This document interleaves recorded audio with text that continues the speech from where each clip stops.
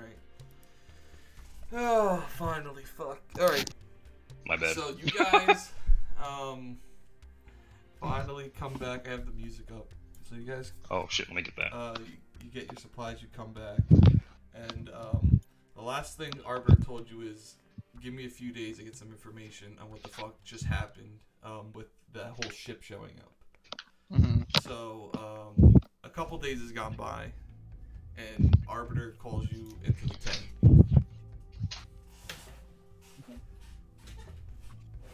I can't hear the music. Let me higher it. It's a little soft. There you go. Is that better? Yeah. Yeah, it's better. Pause. Let me make sure I put that bitch on loop. So, Oh.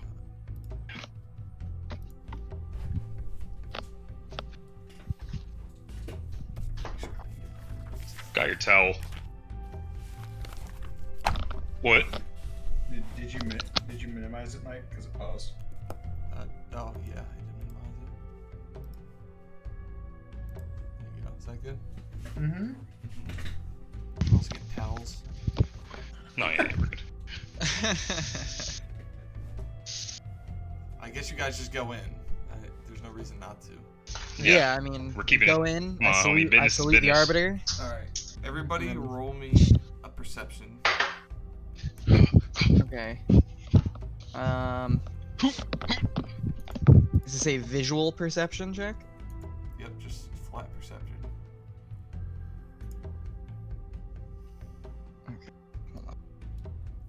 Fucking made us. Oh, just perception flat check? perception. What the fuck? Oh, okay. That doesn't happen. I wasn't sure if it was like an investigation thing. There we go. Okay.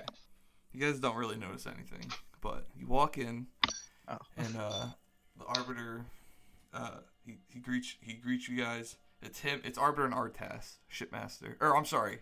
Wait, hold Excuse on. me. Can I try that again? Because my eagle eye gives me a +10 to perception checks. Go for it. I didn't do the Just 10. add 10 what you got. Fuck you. Well, yeah. Add 10. I got 4 degrees of success this time. Because you cheated, but it's okay. What does he notice? Nothing. No, because I thought I just Oh, said okay. threes. Oh, Nothing? he Okay. It's one of those, hey guys, roll perception checks, and you have nothing prepared. Just keep on their toes. Yeah. Nah, yeah. Okay. Okay. So, Thel, my mistake, and Artas are in the That's the Sangheili, Thel the formerly Dumb. known as Arbiter, right? Yeah. Yeah, formerly known. Yeah, formerly known as Mouse Cop. Yeah.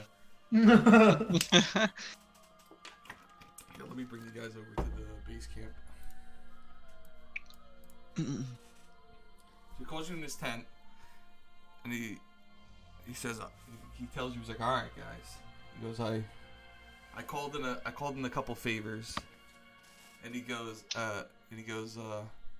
he should be here anytime, and you guys wait around about like 10 seconds. Right. If he says 10 seconds, never mind, go on. I thought he was say 10 minutes, but yeah, go on. No. You wait around like 10 seconds, and finally Arbiter, he's like, he goes you can he gets a little angry. He goes, all right, enough of the bullshit. You can show yourself. The humming of your active camouflage is infuriating me. And all of a sudden, at the other end of the war table, you see Jaeger. I'm sorry, run that by me. My mom's being annoying. Jaeger. Oh fuck, he's the fucking. Who the fuck is Jaeger? Who the fuck is Jaeger? It's the fucking Silent Shadow member that stalked you guys in your war. Oh. Oh. I Oh, know. yo, I am fucking like I am fucking barely containing myself. He goes, so he comes out of active camouflage. That perception test will see if you guys found him or not. Do I know him? Yeah. We're getting there. But you know him, yes. Yeah. Yeah. So you know him. Yeah, your ex fucking Silent Shadow. yeah. I was gonna say I would like salute if I saw him. You'd salute. Do you know if he's worthy of a salute? Is it? I mean, that's up to. I mean, that's up to you how you view the Silent Bro. Shadow. So if you Silent Shadow's fucking tight knit, bro. tighten. Are they? I mean, you left out of discuss that. I mean, I don't. That's like your backstory. I don't know.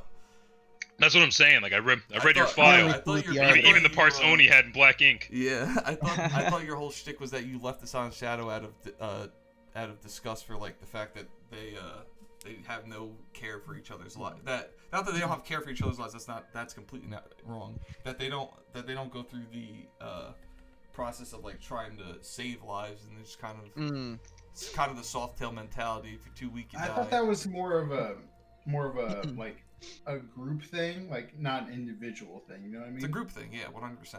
It's just kind Well, of widely I'm just saying, accepted. like I thought, like I fucking like respect the individual, but not the. That works for me. That's fine. Oh Works yeah, for me. perfect. Yeah, maybe Jaeger's Yeah, not an asshole. I don't know the guy. But, Oh no, what I noticed that you're pretty visibly shook oh up. yeah, dude. Like I am Okay. fucking like everything. Like every bit of like every bit of fiber of my being is screaming like fucking Lance this guy. Mike, But All I'm right. you know Zoro, clearly the Zoro Arbiter takes quality. note of this. Mike. Yeah. Zoro Yeah. notes it. It's like in Band of Brothers. It's like the opposite of I salute the rank, not the person. It's like the opposite of that. Oh, you salute the man, not the rank. Yeah. All right, cool. Man, you would have gotten along Well, with let's hope he's not an military. asshole. So he recognizes that you. So this would be like a specific salute, not just like I put you put your hand to your forehead. This would be like a specific like silent shadow salute. Let's go with it because it's cool and it's not canon Halo universe. Let's do the scout salute from Attack on Titan. You give him I a knew little- it. I knew it. Let's go. That's Fucking actually like Sangheili. that's actually somewhat similar to the fucking the fucking Occam's Legion salute was sort of like that, but it just had a specific foot movement beforehand. Fucking So yeah, you give him the scout salute, and he takes notice for that, and he just kind of like walks up to you, and as he walks up to you, like each it's kind of seems impossible the fact that how you couldn't even tell that he was there in the first place. But meanwhile, as he's walking towards you, each clank of the metal beneath you sounds like it's 1,000 pounds hitting the ground. And he walks up to you and he goes,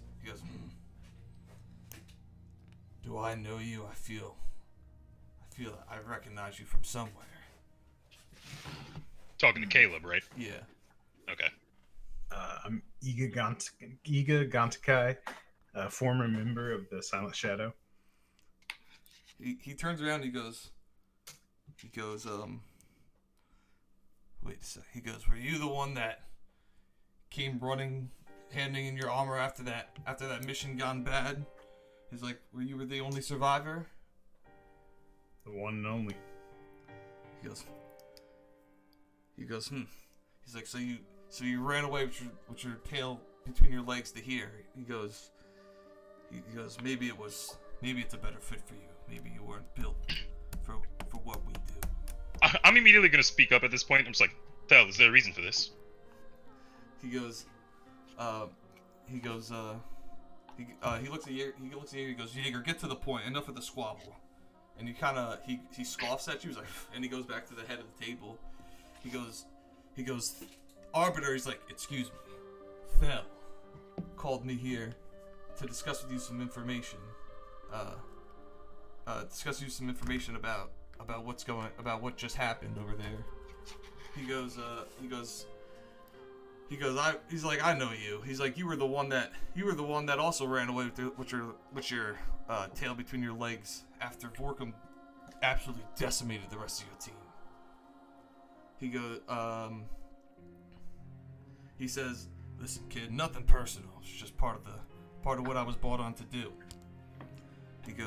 He said, Of course, business is business. Vorkum had me running around doing his chores. What the fuck is that?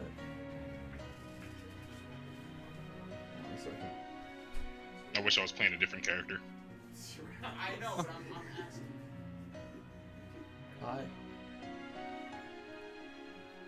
Why, you trying to watch some TV? Go upstairs.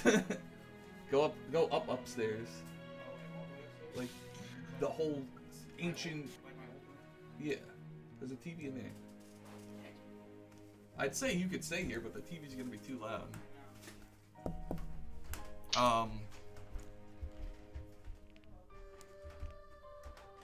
okay. So he goes, after I had, he's like, Vorkum had me brought on, trying to find that traitor that seems those Spartans found on his own.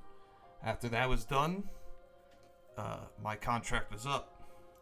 So I was left on my way out of the system. I got a call from Arbiter. after that whole fiasco with Jewel showing up. He asked me to come down here and give you. He's like, asked me to come down here. I stuck around for a couple of days. Figured a lot was about to go down. Information's valuable to a man like me. So, he'd like to know what happened. He goes, after you three left, immediately after you three leaving, he called Jewel to the planet, and somehow he obliged them. I'm not too sure why he would, not too sure what kind of leverage or favors he had to call in to get that done, but it happened nonetheless. So, just as I was in this room just now with you, I was in their room during the meeting. Through that, some poor elite on the ground, his corpse, I believe he said his name is Recco, claimed Jewel that he had found his traitor, and that he had had enough of his games. A little back and forth going on. Jewel had no idea what he was talking about. In fact, Jewel didn't seem to give a shit about Sangheili altogether. After a little squabbling back and forth and yelling, stopped really paying attention for a while. It seemed like Vorkum was all up in his one of his moods again. Eventually, they came to a deal. You see, Jewel does not care for Sanghelios. He's still more concerned about that bogus great journey. He still believes in it. In fact, they all do. So, it was simple. Jewel left a decent fighting force here, but he left what could be easily called nincompoops in charge, and because of that, they haven't been getting the job done. So, Vorkum's no longer just the head of the crashing waves. He now commands all storm forces on Sanghelios. In trade-off, Vorkum gets to be in charge of Sanghelios once Jewel's done on his conquest, and Vorkum cleans up Sanghelios so he can get his fighting force back. Simple as that. So you boys just turned a bad situation worse. I thought Vorkum hated the storm. Vorkum hates the idea of the storm. He cares more about his own antics, but to pass up the opportunity to gain all that military force and the benefit of being the sole head de facto of Sanghelios once it's all said and done, couldn't pass up an offer like that. Quite the promotion. Indeed. So, Arbiter's paid me to divulge a little extra information here. From what I can tell now that he's done dealing with the Keklar and he's got his stupid crown.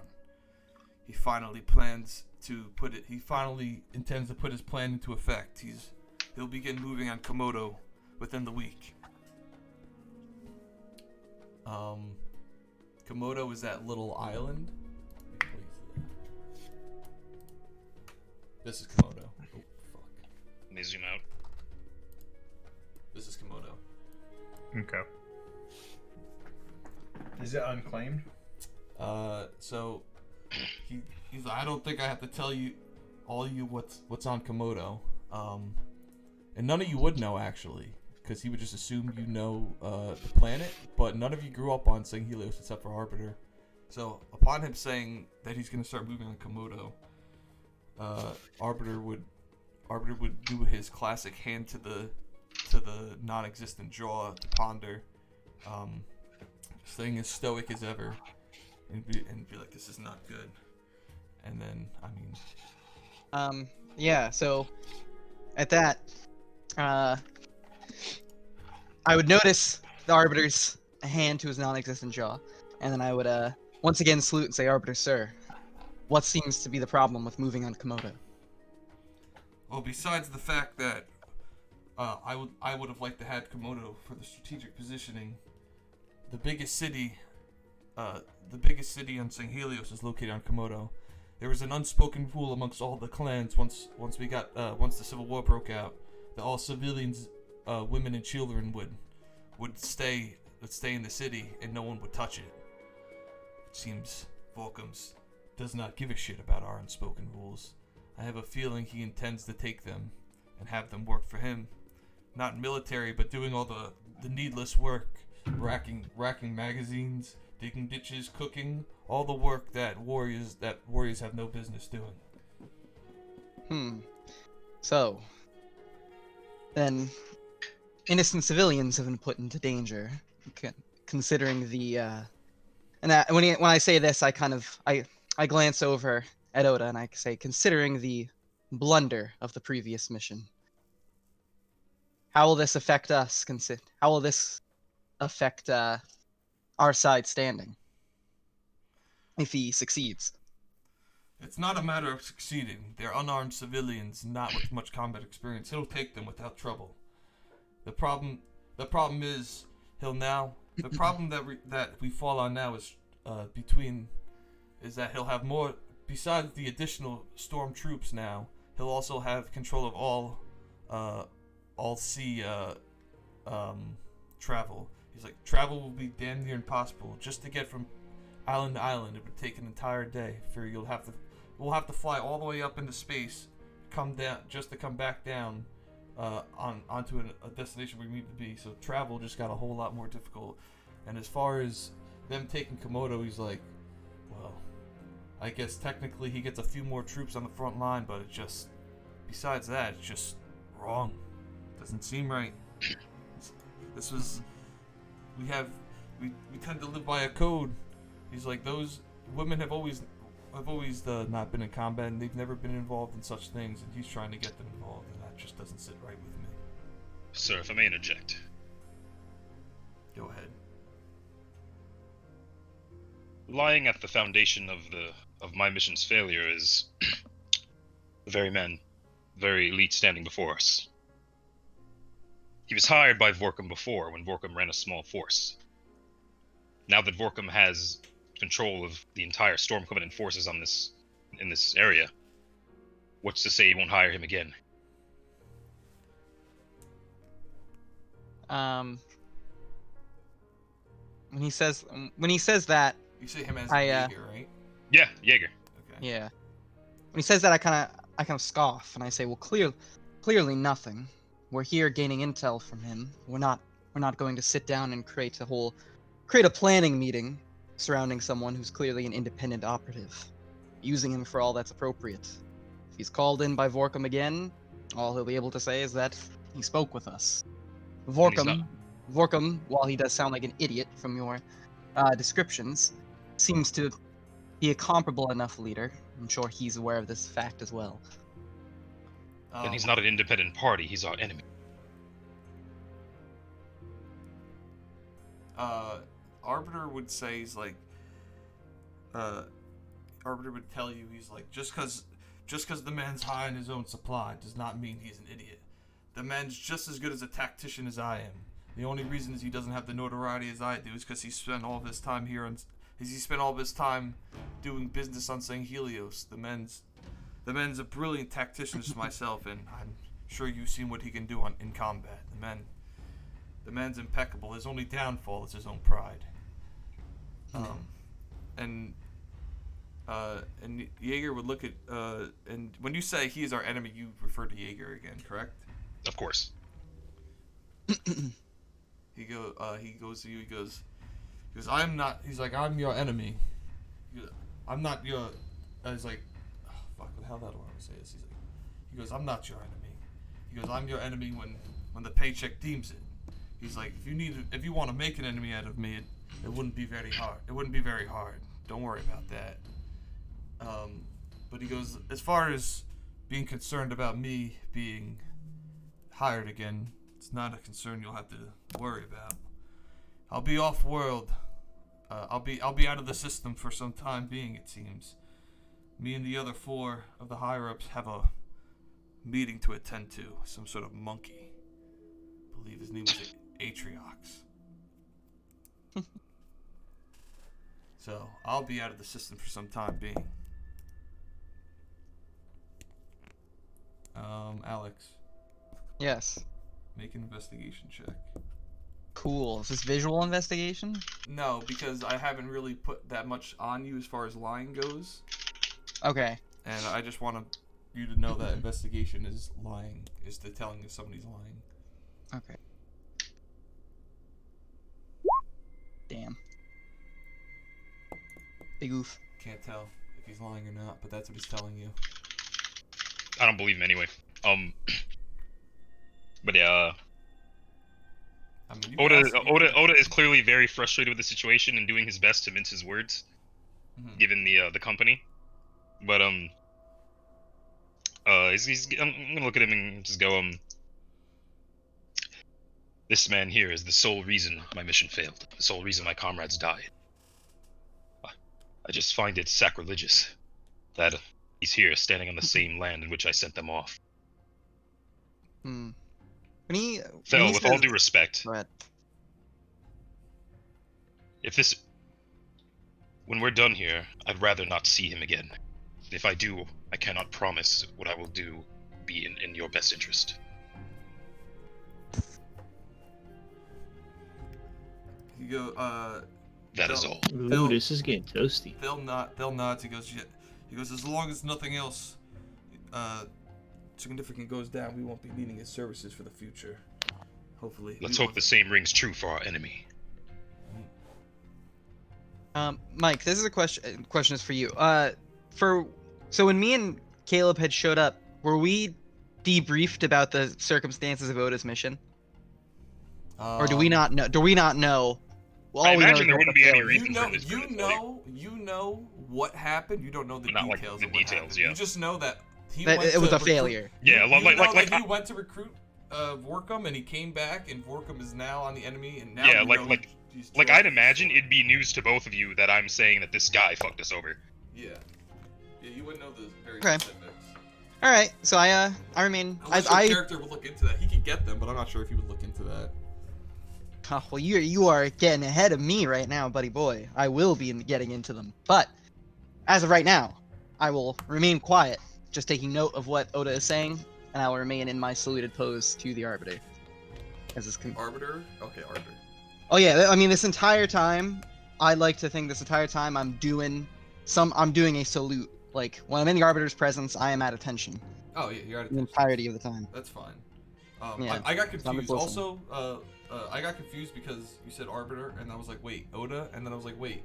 Oh no, I will never refer to Oda as the Arbiter. Again, I I'm think cool you with that. have to. You don't have to I- refer to him as Arbiter, but you have to call Arbiter the Thel. He's not the Arbiter anymore. He would tell You won't that. let me call him the Arbiter? He would tell you, he's like, I've shed that title. He's like, I've earned the right to shed that title. He's like, you'll call me by my goddamn name. And it's not like the Arbiter's a good thing. Yeah, It's a bad Arbiter's a thing. mark of shame. Yeah. I said, hey man, Being- like I being the said, Arbiter is like- Go on. to me, because of the debt that I owe him, the Arbiter is a title Yeah, worthy that you of, respect. of respect. I mean, that's fine. You can view, Yeah. you can view, You can view the, it the that way, role of the Arbiter. whichever Obviously, way I you know want. what it means, like actually, yes, but yeah. I'm saying, as my character, Yeah. I view it as a sign of respect, and I respect the Arbiter. No, The man fell no above problem. all else. No problem. I'm telling you, but like no problem. So, but I would tell you if you would refer to him the Arbiter, he would tell you, call me by my goddamn name. I'm not the Arbiter anymore. Okay, then I'm just gonna refer to him as Sir. All right, that's fine.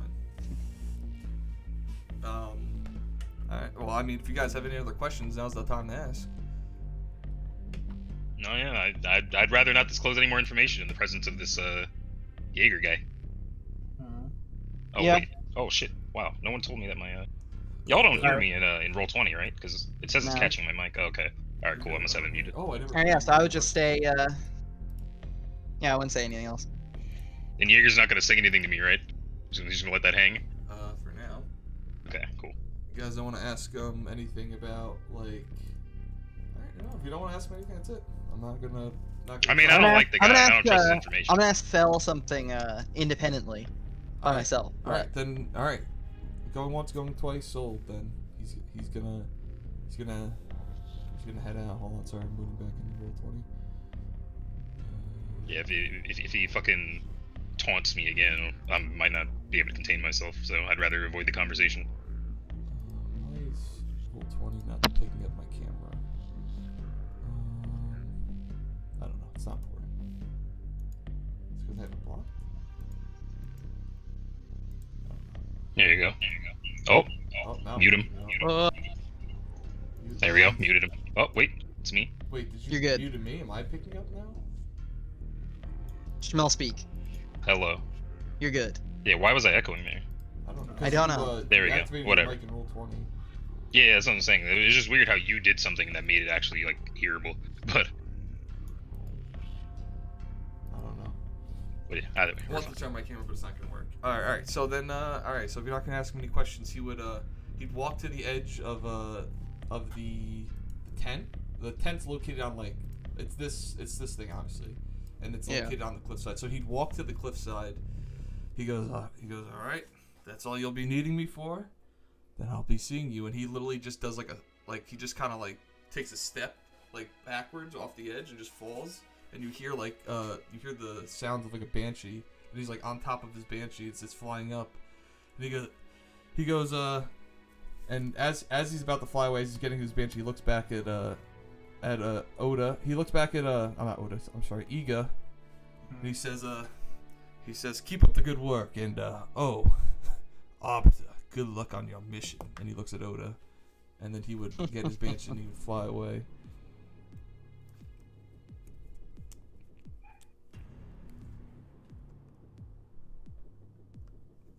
My dude just talked shit and flew away. Yeah, I actually planned that. I didn't expect that. Actually, I expected that to go different because I didn't expect Iga's reaction to him to be what it was. I thought it'd be he's way more of a dick. You guys just didn't see that side.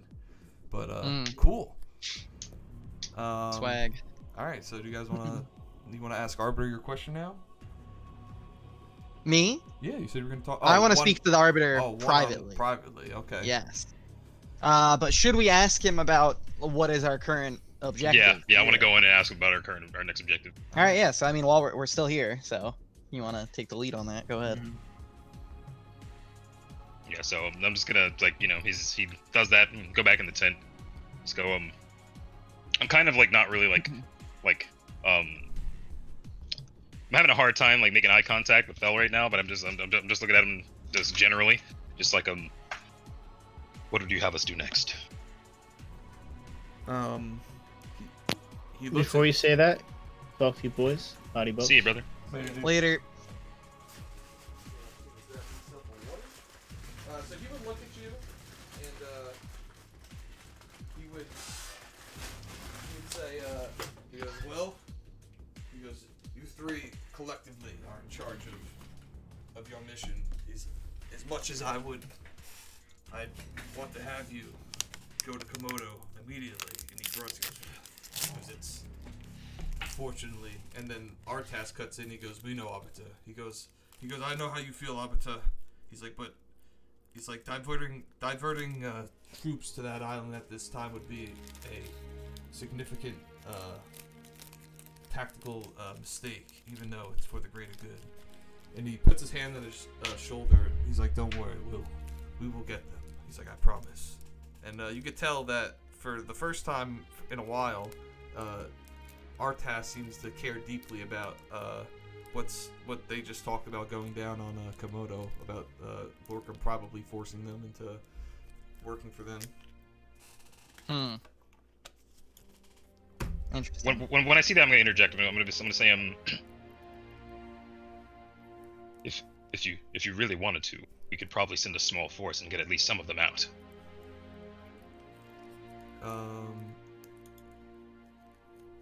He says I'm better some than none. He's like, we have the time. He certainly won't be killing anyone. He's like, at least I can't imagine he'd go that far. Plus the whole point is like his whole point is that he wants to use them, not to kill them. Killing them would do nothing for him. All right, because murdering those who he deems useful is uncharacteristic of him, of course. He kind of chuckles his head. He's like, yeah, I guess you're right. He goes, unfortunately, the battle. If it's not tactical, just say so. Don't pretend like you care about them. So Arbiter would slam his fist and like break and crack the screen where that little crack was still left from Artas, he would like make the crack bigger. He goes, "Do not insinuate that I do not care for the people of Sanghelios. The whole reason we fight this war is for them." He goes, "It's simply, at the moment, I can't diverge all of our troops there. I will, or else if I do that, we'll lose the island to the south with the Fury Warriors. We need to wrap that up quick." He goes, if we can wrap that up quick in the south, and you can wrap up somewhere else, we can diverge our troops to Komodo immediately. So where would you go?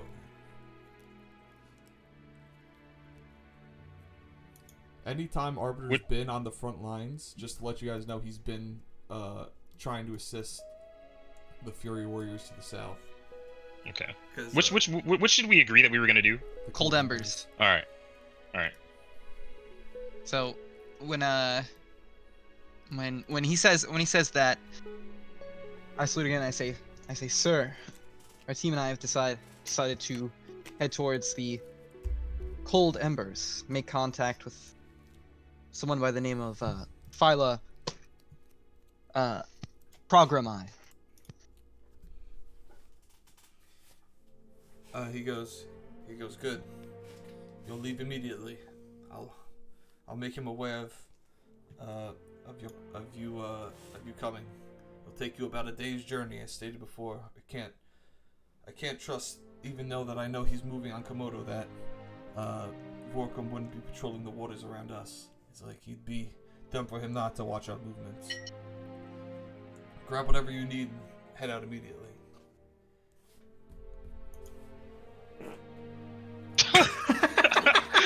Yeah, that's the sound of Oda turns and leaves and doesn't say anything.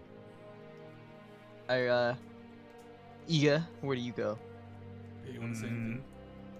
Yeah, I'm just going to get geared up.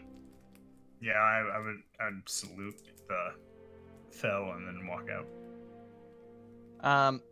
So then once both of them walk out, I say, "Sir, can I speak to you about something shortly before our mission?" Alright. He nods. Artas is still there. Would you tell him as just one-on-one without Artas? It's fine. He could be there. Okay. Say, I have at least a moderate history with Iga and working alongside him.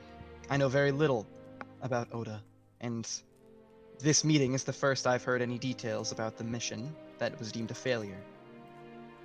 If you could, I would like to know the specifics behind Oda's mission with Vorkum and the crashing waves. He would nod and be like, "Yes, that's not a problem.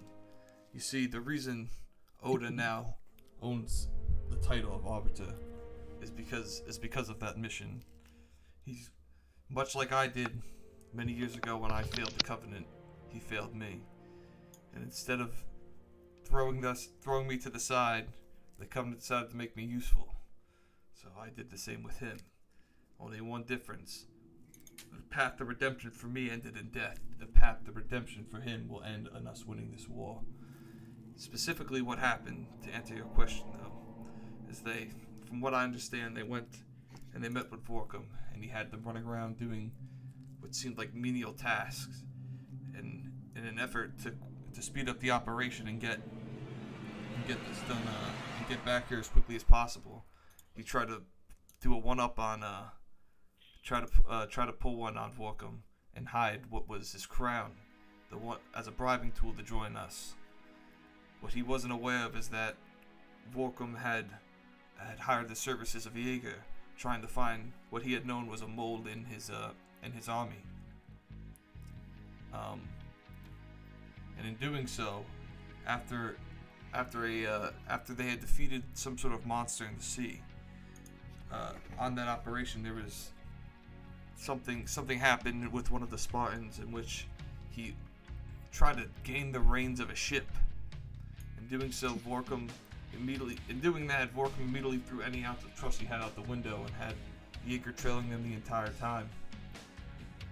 followed them to get the crown and witnessed them try to get one over on Warcom, and it backfired. Had we known Jaeger was with them, I'd have made him aware, and he'd have never made such a mistake. But yet here we are. I see. So then this is the event that resulted in the death of the 3 Spartans and the hunters. Yes, after he confronted Vorkum, Vorkum basked in the idea of embarrassing them, set up a whole crowning ceremony just to try to eliminate all of them. Would have barely made it out of there with his life. Fortunately, the passing of the Spartans came to fruition. Okay. I nod. I say, I understand. Thank you for taking the time, sir. I'll be out on this mission at once. Alright, so then I exit. Do my salute. I head out. Glad I have the full picture now. Anybody want to do any sort of RPing before you guys head out, or no? Not unless anyone forces me to. I'm pretty much just gearing up. Just get to the next mission. All right. Then you guys... Not really RP. Actually, you know what? No. I wouldn't do anything. I would just gear up and get ready for the mission. Why'd you put this guy? Because he's gathering data so he can shit talk me later. Oh. I just want to get a full grasp of what's going on, dude. This is the first we've heard about the circumstances surrounding your failed mission, and you're making a lot of claims against this Jaeger guy in the middle of that heated debate. So, I just wanted to back this up with facts. Facts don't care about your feelings, you know. Yeah, exactly. Get out of your feels. Alright, so, just to give you guys an update on what's happening in the world now, just in case you missed something, just see where everything's at right now. So, essentially, crashing waves and storm coming to territory, that whole left side of the continent is all is all crashing waves. Well, more like all crashing waves since fucking more Vorkam's like, running it. But yeah, it's storm in, coming in from the Yeah, so from your understanding that, like, Jewel, he's the tip of this ribbed dildo. He essentially is the head. Jewel left a bunch of schmuckos in charge because he wanted all of his top generals and lieutenants with him, doing what really mattered, and he couldn't leave Sangheili, just like without like taking it, because it's like significant to the elites, and he knows it means a lot to a lot of them.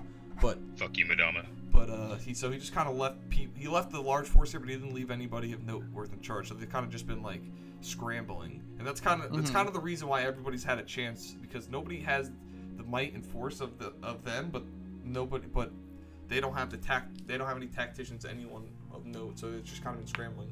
The last few months has just been fought on the shores of the Fury Warriors down here, and that's kind of where they've been stuck, which has left room for everybody to kind of do their own thing because they're not that big of a threat. Their forces, but them themselves aren't. Now that Vorkam's in head, Vorkam is like pound for pound just as good as the Arbiter and basically everything they do. They're basically, you might as well call them rivals. Had Vorkam been like with the Covenant throughout the entire war, like not just like monitoring Sangheili, he would have been like, he probably would have been up there with Arbiter and like everything he did. So now that he's in charge, he'll actively be making moves now. So the clock's probably ticking now on the Fury Warriors, and he'll have Komodo within 2 weeks, not even, for sure. And that's just easy to tell because they're not going to put up any resistance. So patrol, like I said, travel, everything's going to take longer, because just to get from what would take you maybe a couple hours to get from here to the base camp normally is going to take you an entire day now, because you got to fly all the way up into orbit and then all the way back down just to get there, because his ships are just patrolling the waters now. And that's kind of where we're at for the most part. If there's any other questions about what's going on, you can ask. No, I am good. Okay. Alright. So Arbiter gave them a heads up. What the hell is his name again? Phyla? Phyla. Phyla. Can't remember his name. So he gave Phyla Phyla a heads prob. up, and you guys would show up about early in the morning the next day. And you'd pull up into to base, I guess. And I'd assume, unless you want to ask around, talk to anybody about anything, you know the situation here. As long as you've read it, it's you know as much as I've typed. Okay. If you guys Yeah. want to So reread like, that. Phyla's just taken over after his father's dead. Being in power is kind of like power struggle right now. Yeah, of, like, they this want to get transition. into the war, but don't we want to make sure they get on the right side. Yeah. No, that's the Risen Whispers. You got the part about his father dying, but it's more of not that they want to get in the war and pick the right side, but it's more of shoring up. Phyla's not confident in his abilities at the moment to lead because he's never been in the position to. They're more concerned with making sure their leader is good to go and has the confidence than getting into the war, picking a side in the war. So Oh no, yeah. I meant our objective is to make sure they're not on the wrong side. Yeah. I'm talking. I was talking about them as a Yeah. I got you. But yeah, if you wanna, you'd pull up in a base camp, and if you wanna talk to any of the troops or whatever the fuck, you can do it before you head into the head HQ. I'm good. I'm just getting straight to the fucking business. I don't know how these guys roll though. Would I be able to like get a general sense of like the morale of the people and soldiers around here, or would that require some snooping? From what you could tell just looking around, you can see, they're like some of them have their combat harnesses on, some of them don't. Some of them are like armed. It looks like kind of like you. You're ready. Some are just like half. They're kind of all over the place. There's no consistency in it. If you want to do some snooping around, or you want to talk to some people, you could gather some more information. Yeah, I want to speak to a few people. I want to try and see what their opinion is of Phyla, the new leader. Okay. I want to see what his men's opinion are of him. So do you want to go to like an individual? You want to go to like a group? What do you want to do? I mean, what's the look like? So we're in a base camp right now, right? It's similar to difference between Sangheili, your guys' home base and this home base is they're located in a forest. You guys are located in more of a desert area. So there's like they have like some campfires laid around. There's like a cooking station off to the right. It's the idea is very similar to yours, where there's like a fighting arena to the side. There's like an armory. There's like a chill spot. There's a place to get something to eat. It's pretty standard military base, and it's not much different. They have like some like scouts. You guys noticed while you were coming in, they had like outposts in the trees. Like they would have like people posted up in the trees instead of like on the ground because they have the height advantage. But it seems pretty, as far as the setup goes, the similar vibe to your guys' setup. Yeah, all right. So I would maybe find like a small group like around a campfire or a tent somewhere, and kind of just scope it out a little bit, see like what their opinions are of the recent events. All right, so what they're thinking. So you would walk up to a group. I'd say it's about 3 elites.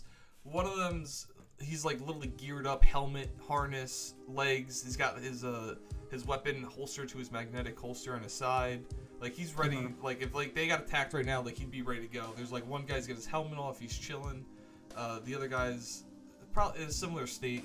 And as you walk up, you hear them like squabbling. Nothing like just kind of like soldier banter. Like you're eating too much, man. Share some of that shit. He goes, no way, man. This is the last box of Sanghelios. I'm making sure I get every last bite of it. He goes, if you keep hogging it all to yourself, you're gonna get fat. You know that, right? And he goes, I'll never get fat. I'm too good for that. And then you can interject at any point in that. And I remember at one point you asked for your group, like, if he's like, hey, I want to do this, and I'd go with him. Like, okay, we're a team. Yeah. All right, cool. Okay. when I see the situation, I immediately kind of like switch my tone a little bit. I'm like smiling, a little jovial, Smiling. and I'm An elite what I smile. It would smile be the whatever an equivalent- elite can do to smile or the show equivalent of an happiness. elite Back, smile. back to my classic description. Whatever the elite equivalent of a smile is. Smile is. Yeah, whatever. Yeah, exactly. And I kind of laugh, and I say, "Oh, those things are quite addictive, aren't they?" It would be like that, similar to like that, like violence scenario where like all of a sudden like everything just cuts like, or like the record goes off the track like, and all of a sudden they just kind of look at you and they're like, "We know you?" Says that. He says, I say no, but I hope you will. I say, my name's Zorro. Pleasure to meet you. The guy closest to you, so they're sitting like next to each other. The guy in the middle has the Sangheili. The guy closest to you would reach up and do whatever the elite equivalent to a general handshake is. It'd be like names 4. Yeah, let's go with that. Name's 4. You're not from around these parts. And he would immediately look over your shoulder, and he'd notice Oda's shoulder blade. He'd know it as the shoulder blade of the Arbiter. You're like, what? Where'd you get that? Who are you guys? I look back and I say, and I look back at Oda's shoulder blade, and I look back at 4, and I say, we're emissaries from the Arbiter, the man by the name of Fell. Said, come to speak to your leader Phyla. But we figured that jumping right into business would be perhaps a bit too sudden. We wanted a chance to just explore the area a bit, and before you ask, yes, Phyla is already aware of the fact that we are here. He goes, yeah, that's great and all, but is there... He's much more concerned the fact that Oda has the Arbiter's shoulder blade, and he's just like, is there a reason you're carrying around that shoulder blade, son? He's like, you know what that means, right? I'm gonna look at him like, you know your history, you know how the Arbiter got his. I got mine in a similar way. So he goes, huh? And he kind of like he does like the dad raising the leg thing like on like a rock. He goes, huh? He's like, you finally passed it off, huh? Never thought the old man get around to it. He goes, oh, you must have screwed up pretty bad. I don't happen to think it has anything to do with Jewel showing up a few days ago, does it? I'm just staring at him. He goes, he's a touchy subject. Understood. I nodded that. All right. Alright. What are you gonna say? Yeah.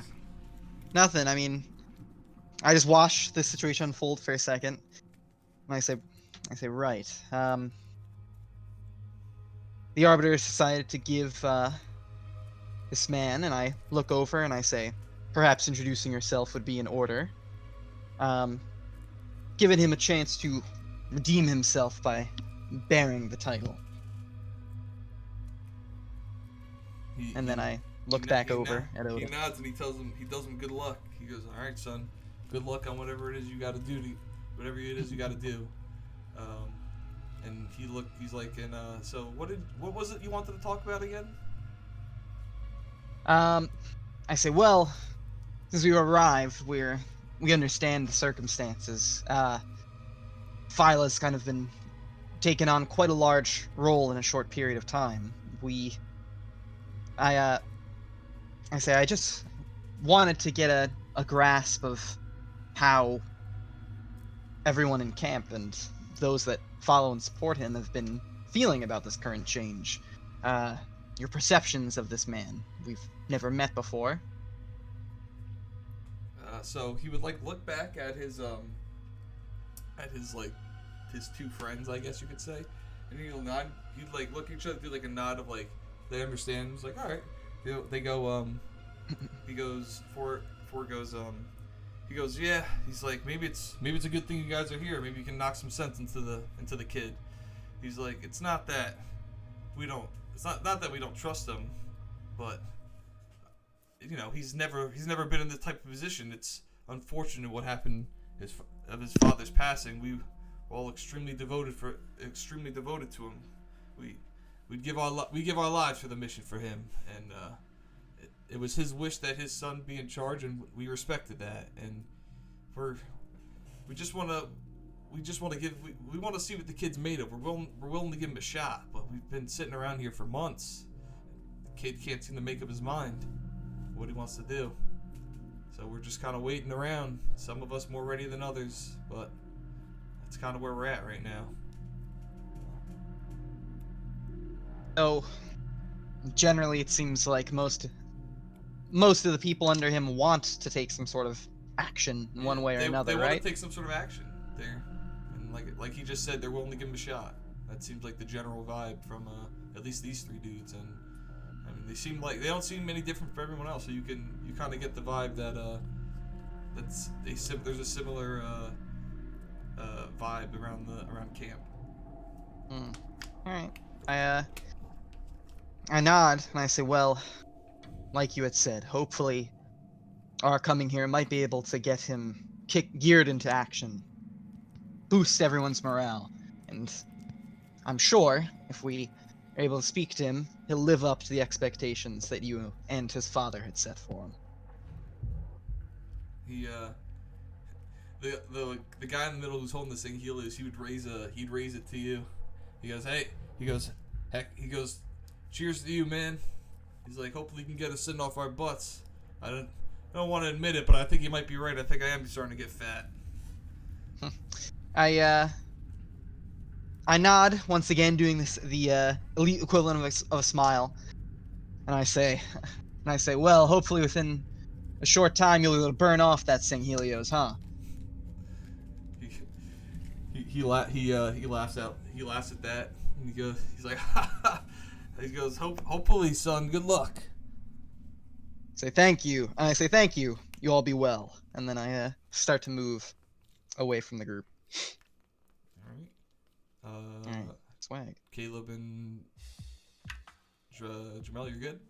Yeah, Yep. like Oda's mean mug and OD fucking. Alright, cool. Alright. So, alright, I guess you guys go to see Phyla. So, Yeah. alright, so you walk, it's not a tent, it's more of a, think of, Jamel, think of, Caleb, you play Halo Wars, right? Nope. Oh. I have. Jamel, think of like one of those buildings from Halo Wars that like you build. It's kind of like that, like type Like of setup. the little resource buildings. Like fucking. resource building. Yeah, it makes sense. Okay. It's kind of like that's like where all the, where's you had just a tent. They've got like a whole building. That's just what they're going for. So you walk in, and you just see Phyla sitting around a war table with some pieces. And he's like, maybe, you just see him walking in, he's like, maybe if we did this, and he like moves like a piece over, then we can, no, that won't work. And then he like goes to grab another piece and he knocks over like a bunch of the pieces on the table. He's like, no, dang it, fuck. He goes, what am I gonna do? And then he would look up and he'd notice you three walk in. Like he was like planning some he was looking at some like war shit and he just like accidentally fucked something up and he just got like flustered. Yeah, he's like, fuck. He's like, he literally had like the dark, like in Game of Thrones, like when they're at the end when they're planning on like what to do and they're like moving all the pieces around, like he has those pieces, he just knocked over a bunch of them. He's like, fuck. Mm. And he looked up and he goes, can I help you? Who let you in here? And he, again, this will be a common theme. He notices Oda's shoulder blade, and he immediately knows where you guys are from. He goes, "Oh, you're the ones Arbiters sent, or I guess Thel sent, yes. Yes." Thel I grimace when he calls him Thel again. But You mean the elite equivalent of a grimace? Yeah, whatever the fuck an elite does. I don't know. It's kind of hard not I having got you. facial expressions. I'd assume they'd have some sort of. They would communicate one way or another. So. Yeah. But yeah, I'm gonna get straight to business. I'm pretty much I'm gonna say and It is our understanding that you came into leadership relatively recently, and you're having trouble. He's like, I wouldn't. He like nervously. He's like, I wouldn't say trouble is the issue. I mean, everyone here seems to be happy. It's more of I guess decision making. Leaders have to take action. Inaction is, well, a fault. He goes, If you speak to your people out there, you see that they feel the same way. He goes, I suppose you're right. I have been locked up in here for about a week trying to decide what to do. I don't know, just not too sure where to go with this. Is it just you? Do you have a council? Anyone advising you? Not really. My father didn't keep a council, and I figured I'd run things the way he did. He just kind of always seemed to know what to do, but seeming to have trouble with that. That kind of thing comes with experience. Your father was experienced, so he could wing it. If you need assistance, you're going to want to communicate with your people. Make sure they know what you're planning and what you're trying to do. Perhaps you just need some advisement. Perhaps you're right. Maybe that's just the thing. I don't know what to do. It's not the leading and the inspiring and the commanding that scares me. It's making the decision. I don't know if I'm making the right one. How? He goes. You don't you three counsel with the Arbiter at times? Often, yes. Yeah, I nod. Mm-hmm. He goes, how do you know when to make the right decision, or how do you know when you're trying to help him make the right decision? He says that, I say, well, frankly, whether or not the decision is right or wrong, you take in as much information as you can regarding whatever you're discussing, and then whether or not the decision was right or wrong is proven by whatever you are able to make of it. The outcome is what solidifies it. You just have to trust your judgment. He takes good it kind of like perks him up, and he's kind of like, man, it's like that kind of sounds pretty good. Roll a I want you to roll a check for me. I think I want it to be a charisma check, but let me just double check. Do we know how his dad died? Illness. Just okay.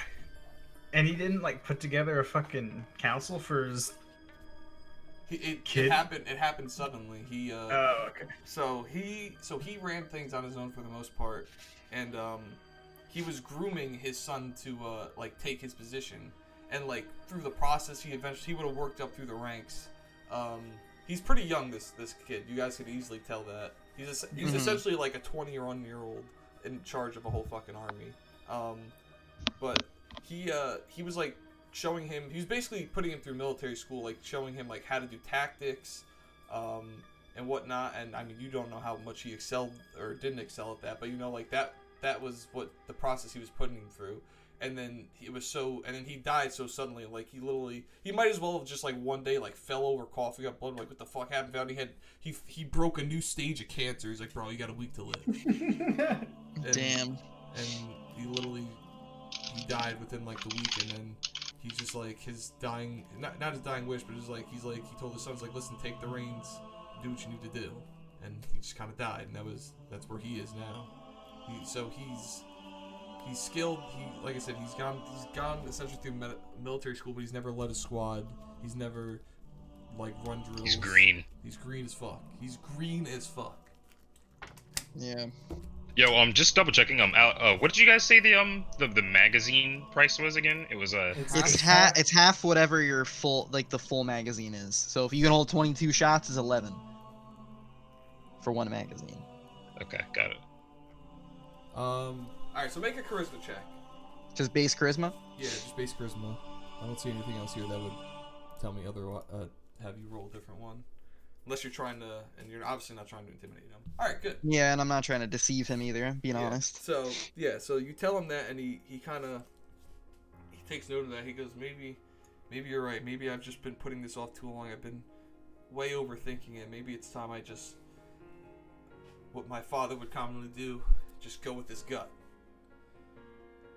When he says that, I nod and I say, well, I suppose the best place to start would be looking at what some of your father's thoughts and objectives were prior to his passing. Did he make any comments or have any ideas about the current state of affairs and where he might have wanted to take things for your forces? Well, he's mainly just been taking the time to set up what we have.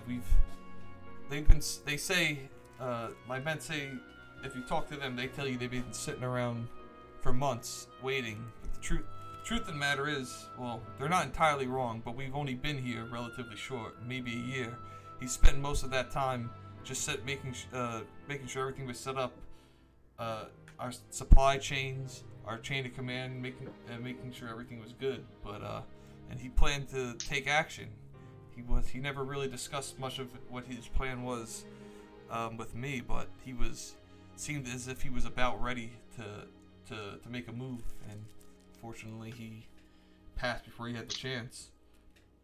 But now that you mentioned that, there is something that he would always complain about. Something that he would commonly complain about. Mm-hmm. That being the amount of land we have. He goes, I'm sure you could tell. He's like, we have a rather our force isn't rather large, but the amount of supplies in which we hold is. I'm sure you're aware that we have the largest military air force on the planet. Haven't been putting them to good use, but all those ships take up a lot of room. It's been a little cramped, I guess you could say. Okay, so I say, so if you could potentially claim or have access to more land, that might boost some of the morale for your men, and might free you up to be able to take some more immediate action. Is that what you're saying? He goes, now that you mention it, that's not a bad idea. This whole council thing, bouncing ideas off other people. This may be me. Just because my father led one way doesn't mean I have to lead the same way he did. I just have to be a good leader, right? And he looks to you guys for approval with that statement. I say, Things aren't always so simple. I kind of look over at Oda for a second, and I say, well, your sentiment about leading the way that is most efficient for you is correct. I say, the men that we've spoken to outside are willing and wanting to give you a shot as their leader. They just want to see some reason to keep putting their faith there. So I'm sure, even if you chose to begin forming a council, that will be a sign to them that you're taking some serious action, some serious thought. Saying, doesn't really matter. I say this with respect. Doesn't matter what came before you, it matters what you're doing now. He goes, okay. And I want to add something here. Sure. Actually, you can let him finish what he's about to say first. No, go for it. Okay, I'm gonna say it's also really important that you understand everything that's going on. Don't make decisions out of ignorance. Gather as much information as possible. For example, you control an extremely powerful air force. If you, are at all paying attention to what's going on here and how we had to arrive, that's not exactly something you can make use of with the Storm Covenant around. He thinks on that for a second. He goes, you're right. He's like, this is starting to make more sense every second. He goes, I imagine you're here for a reason. You're not just here to give me counsel. What is it that you want? Quite simply, we want you to help us against the fight against the storm. And how assuming you win the war, how do you plan on, I guess, divvying it all up at the end once you've won? Does Arbiter have a plan for that? And you would know, yes, Arbiter has a plan for that. His plan is that he wants to make, he wants to have every nation, in quotations, clan, nation, whatever the fuck you want to call these guys, everyone that is on the winning side will have a say in a council, and they will like run Sangheili democratically. And you would, I assume, I don't know. Yeah, that's what you know. I'm not going to say anything. Yeah. Okay. Oh, is that what you tell him? That's why. No, I'm gonna say the Arbiter's intentions are, once the war is won, to give everyone a say how the land is run. That would include you, I'd imagine. Yes, assuming we won. He goes, all right, I'll make a deal with you. Give me a week. The moment he says I'll make a deal with you, like I sneer a little. But go on. He said, give me a week. Let me come up with a plan and what I want to do. What are you leaning toward? He said, like I said, give me a week. I'll let you guys know. Help me complete this plan, and you have our allegiance, 100% guaranteed. Could I get that in writing? I'm kidding. But yeah, you all could. right, You could say it as like, can I get that in writing? I'm not saying that. I'm not saying that. So, all right, let me just go to the bathroom real quick. So yeah, he says give me a week, and he sends you out. Yo, I gotta take a shit. All right, so, yeah, we'll take a poop you break. know, Poop slash. Yeah, take like 5 minute break. Yeah, go for it. Sounds good. Everyone take your poop breaks. These fucking deals.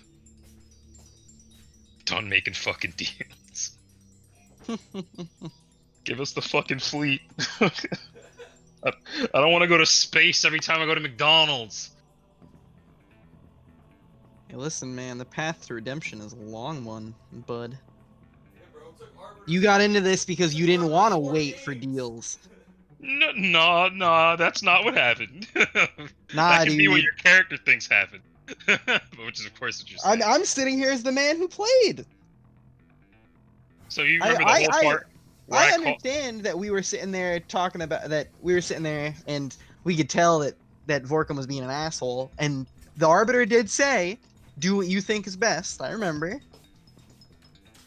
He let you make your own decision. Just the fact that your decision failed. I'm not taking all the blame for this. Well, I mean, I'll wait. You know what? We'll wait to divvy this out whenever Yeah. Zoro decides that he wants to. Yeah, he wants to whenever call you decide out to for call some me out bullshit. for this, we'll bide your For some time until bullshit. then. Yeah. We'll keep this in character before I delete your phone number. Delete my phone number. Go right ahead, bud. Next time you wanna bum a couple more cigars off of somebody, who you'll text? Text Mike. Yeah. Mike hooked Mike it will up. text me and ask me to drive him to Yeah, 7-Eleven. Yeah, Mike hooked it up and he didn't have COVID. You're looking pretty bad right now, young bud. Hey man, who hooked Mike up with those cigars? You mug. Didn't I drive? No, I drove. Oh you. no, you're right. You did drive. I'm sorry. I drove you and bought the two packs. I'm sorry. No, What Mike, should you were what should I gone. order, guys?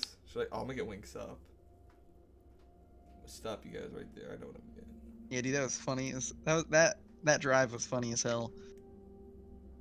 That whole night was funny as hell. Yeah, it was a good time. I had a good time at least. That was a very good time. I'm trying to figure out how everyone else managed to circumnant. Oh wait, yeah, you had seen Amanda the day prior, right? Yeah. Oh, then you probably weren't even close to contagious at that point. No. Yeah. Because I was sitting there, I'm like, how do we all circumnavigate COVID like that? I'm like, Yeah, I have no idea.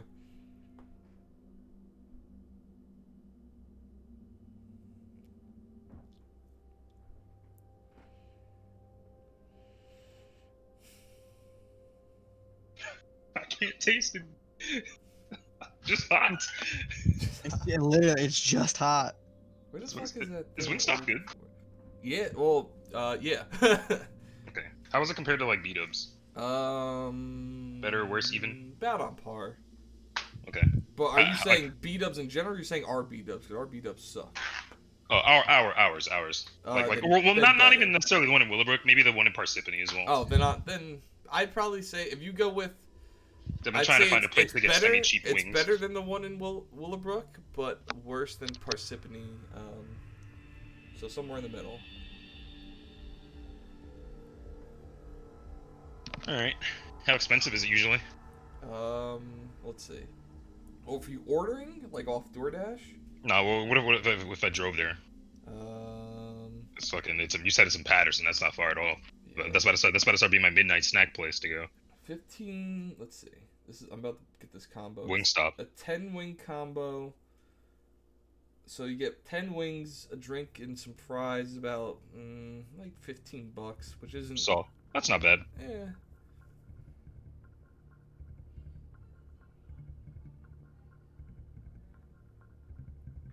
Sometimes it may be good. Sometimes it may be bad.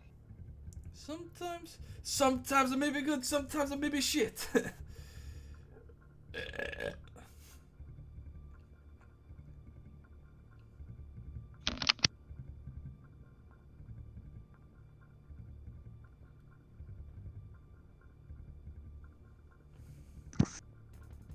What do I want to get here for soft drink? Sweet tea? Yeah, that sounds about right.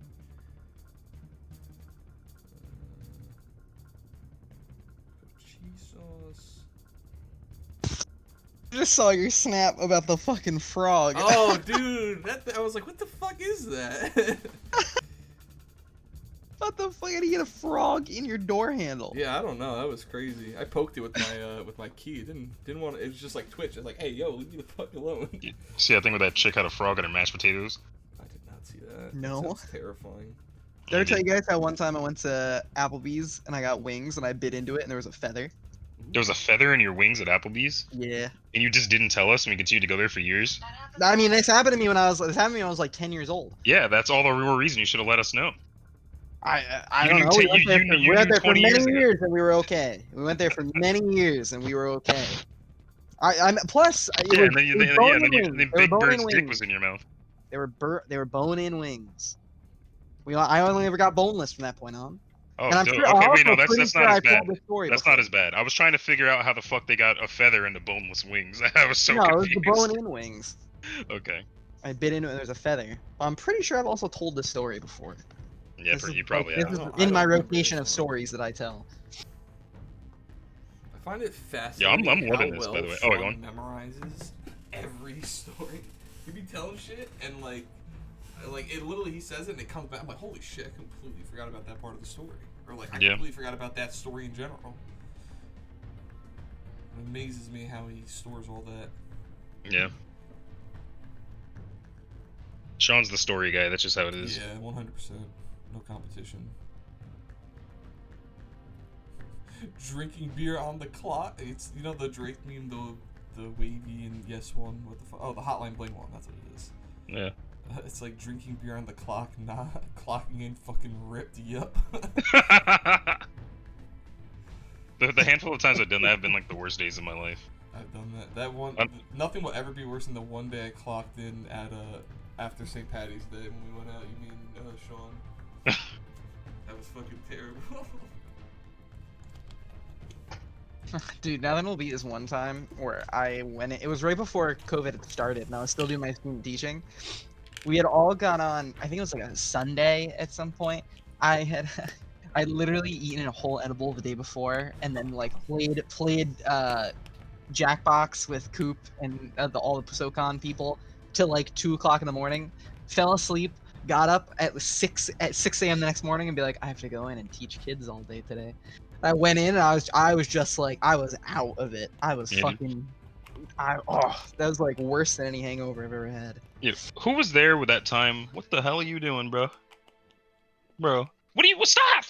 Stop playing with that shit. Come on.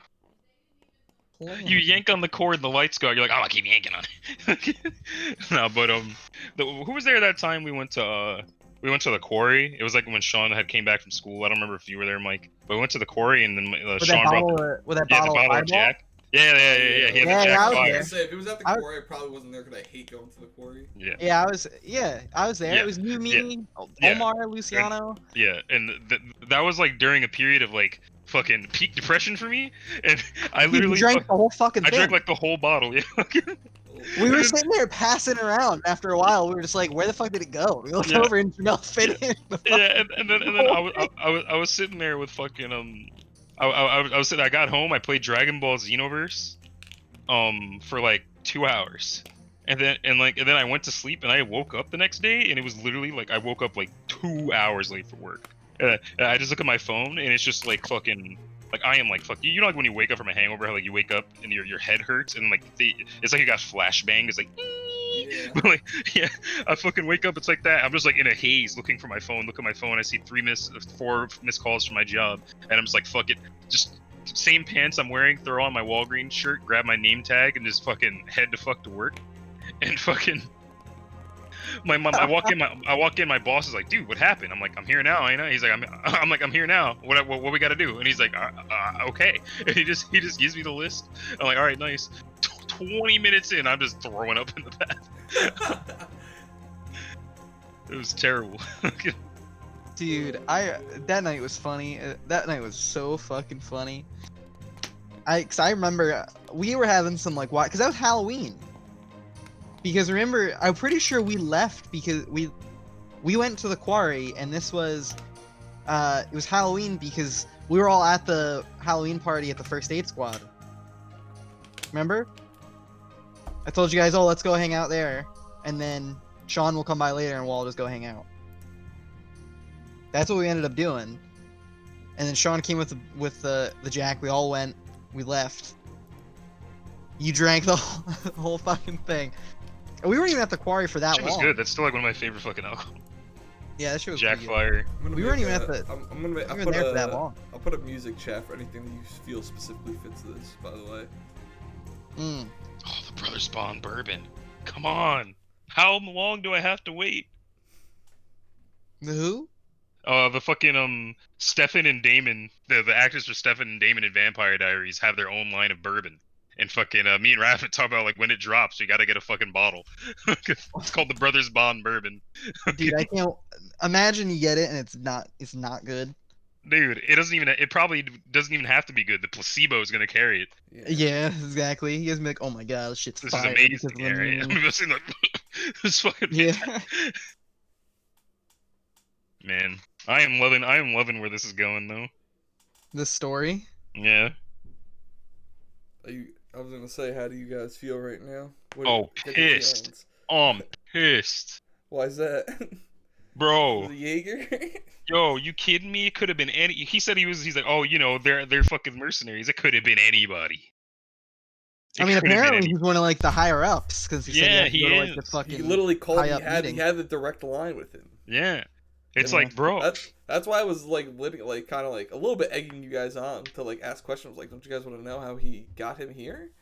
Dude, I probably would have killed the guy. And considering that every bit of dialogue, every single one, you can look back at the replay, was caked in some sort of goading me. Every single thing he said before he said it was like, well, I mean, this guy, fucking, I wouldn't have been able to handle. Like I said, the fact that I didn't expect Caleb to act the way he did, like the fact that he set it off on such a good tone, I was like, oh, okay, this conversation is about to go completely different than I was practicing in my head. Yeah, like Jamel the player had many questions, but I couldn't ask them in good conscience. My God, fuck that guy. It's literally like if someone fucking like if a fucking hitman. It's literally how fucking Iron Man felt in Batman in Captain America Civil War. You know how he's like, this guy killed my parents. And then it's like, fight back. And they jumped him because he killed his parents and he's mad about it. That's literally me right now. Yeah, I mean, Arbiter's not mad at you for saying that. He's pissed that you said you didn't care about the civilians. I was talking to Artas, but I wasn't going to clarify that because me saying it to the Arbiter is actually a lot cool. Oh, yeah. But I was talking to Artas. He was very much upset with you. Yeah, no, obviously. Yeah. I mean, what does that show me? You know, like fucking, we had a memorial for these guys, and he brought their pseudo murderer onto our doorstep to do business. I mean, as we said before, I'm gonna save any of my thoughts about that. No, yeah. That's all right. character. Yeah. We'll save that for our arguments when we're in character. But just me to the DM. That's why I'm pissed, and that's why I said that. Fucking, because clearly it's all just business. Their fucking memorial is fucking 8 steps away, and he's right here, fucking tarnishing the ground. Get out of here. He didn't kill them. Yes, he did. Yes, he did. No, you didn't. I mean, Yeah. also- Yes, he did. I mean, also, you guys needed this to know what the fuck happened. Like, literally, you guys just talked to those. You just no, talk, yeah. those guys have no idea what's going on with the rest of Yo. the world. With the I will say that ship clarification going from up. the You arbiter guys are the only about ones that know. the Yeah. ship hijack being what kind of broke their trust. I was like, technically, fucking, we killed ourselves. If Vorkum stopped trusting us the second Sean decided he wanted to hijack a fucking boat, then we Yo. would have fucked for a while. But Yeah, yo, look, the second you guys did that, because he literally told Rekko, because Rekko was already in deep shit. He told him like, "Yo, bro, do what the fuck I say, or else it's gonna get worse." And the fact that he looked over and a fucking Spartan wasn't controlling a ship. he's more like, reasons "What this the isn't my fuck?" fault. But yo, let's just fucking think about it. Like imagine this, right? Imagine that there's like a bomb in a building and there's a bunch of kids in it. You know, to add to the weight of this. I A don't bunch wanna of kids in imagine this that. building. Okay. There's a bomb in the building. We need to disarm the bomb, right? We didn't plant the bomb, but you know we're gonna disarm the bomb, right? And while we're on our way to disarm the bomb, some guy comes and steals the thing we need to disarm the bomb. The bomb goes off. Did he kill those children? I'd wager he did. No. But if we're equating this 1-to-1, and we're going not, to, but go on.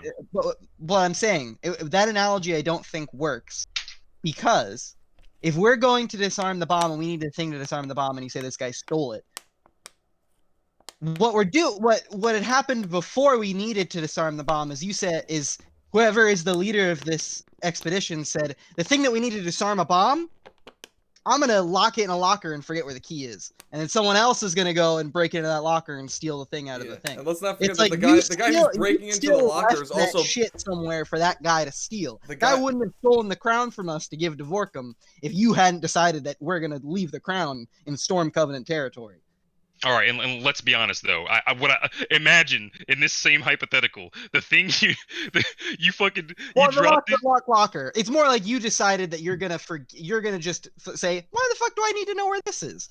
And Wait, left it no, and no, somebody else but stole it. in this, I know this is like far gone by this point, but in this scenario, the crown isn't the thing to disarm the bomb. I mean, the fucking throwing the crown away is disarming the bomb. Oh no, I thought you were bomb saying the blowing up the is bomb him getting it. The bomb is Vorkum. Oh, well, that's not Yeah. how I saw that mission at all. Yeah. The bomb was Vorkum, and Yeah, disarming that's it what was I getting thought him on was our an side. analogy. No, yeah. I'm talking about the specific microcosm of my decision making in that mission. Throwing the thing away was disarming the bomb. He wasn't gonna kill us if he didn't know where that crown was. Fucking at least as far as I'm aware. But fucking and then once he got it, we were dead. That's what I'm saying. Well, just like you said. He said. would, no, even just in to your confirm that he would not have killed you guys. yeah, and just like you had said, you said he can't kill us if we don't know where it is. From what I think, for my decision, and that's the thing that I'm focusing on. It's still cruxed on your decision and your hunch about Vorkum and his future decision. It cruxed on this super soldier undermining my mission and us having no idea that they were going to you- side but with. you- but I'm saying he was you undermining undermine- your mission on the orders of Vorkum. He wasn't doing it to be a dick. No, I don't care about him being a dick. He's a dick. but also I don't hate the guy personally. I hate the- all I'm saying is I feel like there's a lot of separation of responsibility that Oda is doing right now. Oh no! That now that I know This is Jamel the here. story, I don't agree. Oda takes full responsibility for what he did, but like he also like is just pragmatically acknowledging what the fuck that guy did. You know, Yeah. like if he wasn't there, my friends would be alive. Period. Yep. We're soldiers. We can die on any mission. You know. Potentially. But this guy specifically is why they died. Yeah, but I mean, like, And again, like you could argue semantics here or whatever, but this is how Oda feels about it. No, I mean, No, that's fine. that's fine. Yeah. I guess I'm more so arguing Believe about me, what guys. Zoro- Believe me, I, Jamel, understand the holes in this, but this is how my character feels. Yeah, and I'm arguing. And that's from the why point I'm of view of pissed that we Zoro. were doing business.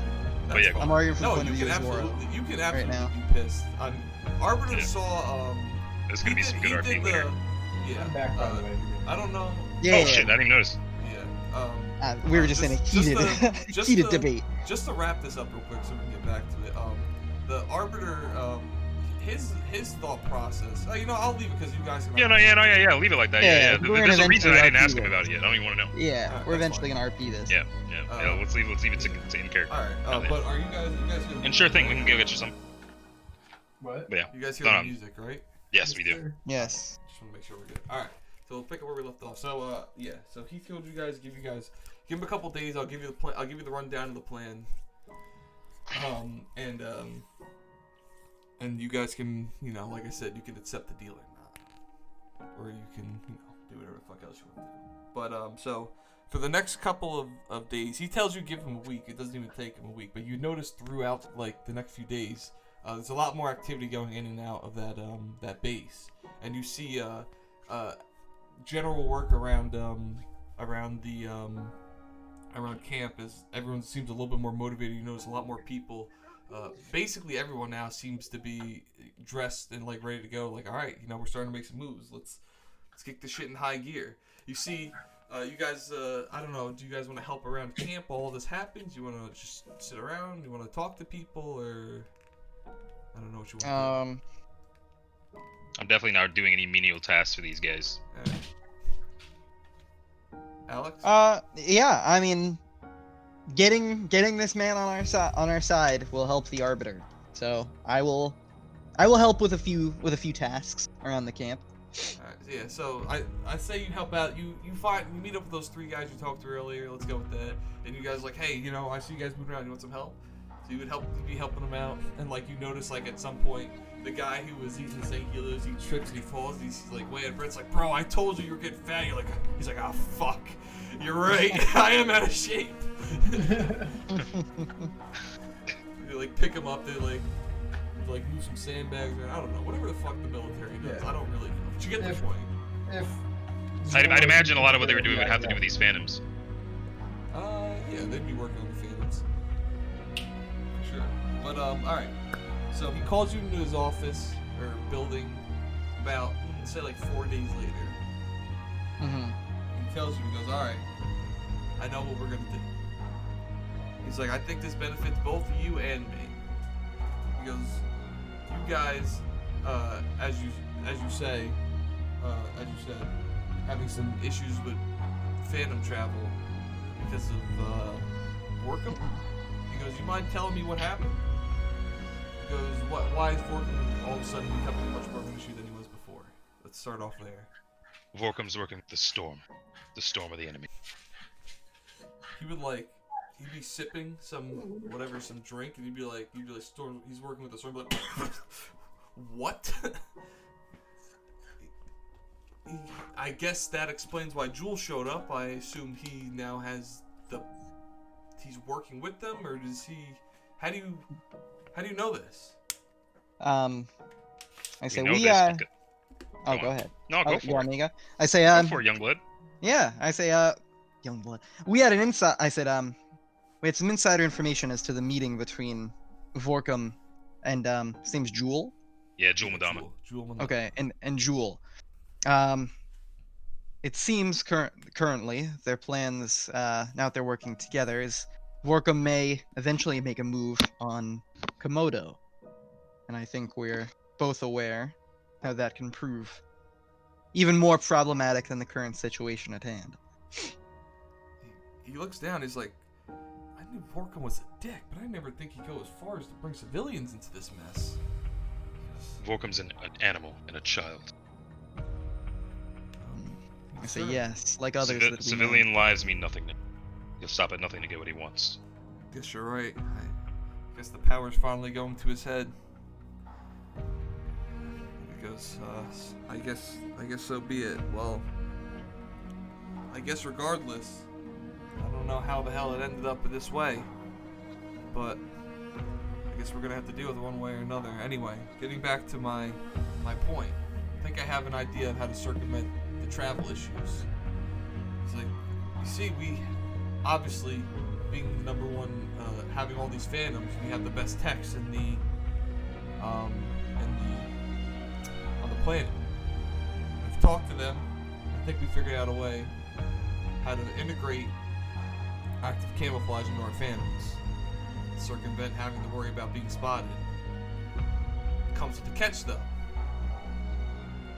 The technology, we theorize it's possible, but we don't have the technology itself for active camouflage.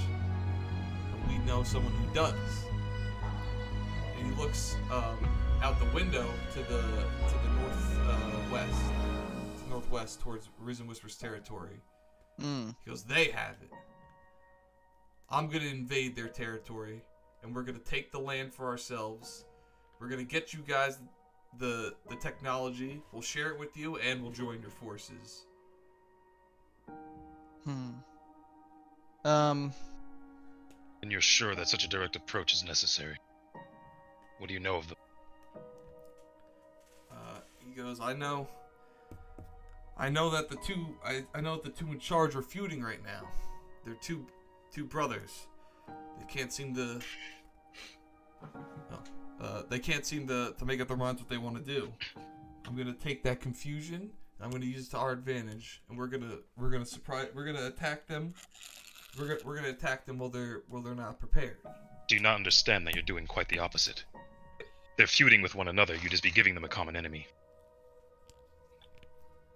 I nod and I say,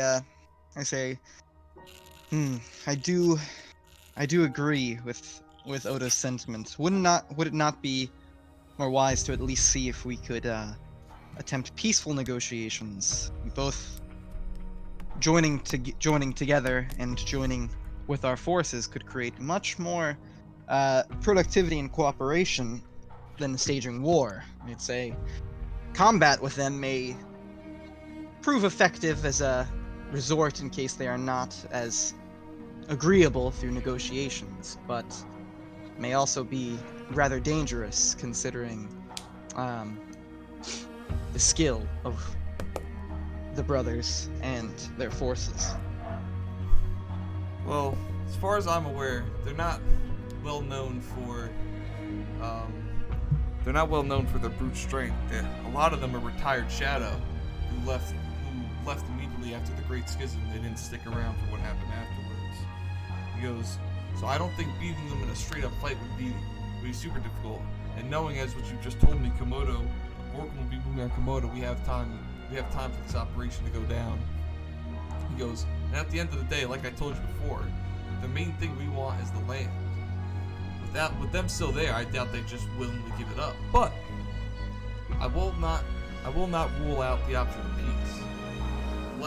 The less of my brother's blood spilled, the better.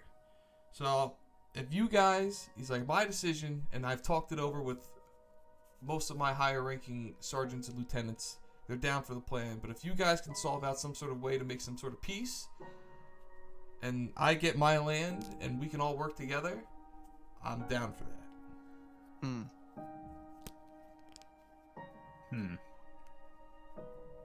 I see. And I say, and to confirm, even if peace isn't possible, your success in taking over the Risen Whispers will still result in your assistance with of the sword, correct? He says, you have my word. The second this conflict, or whatever you want to call it, non-conflict is over with the Whispers one way or another, as long as I get at least some more land and what I want out of this, you have my full cooperation. You'll have my phantoms, and you'll have one way or another the cloaking technology at your service.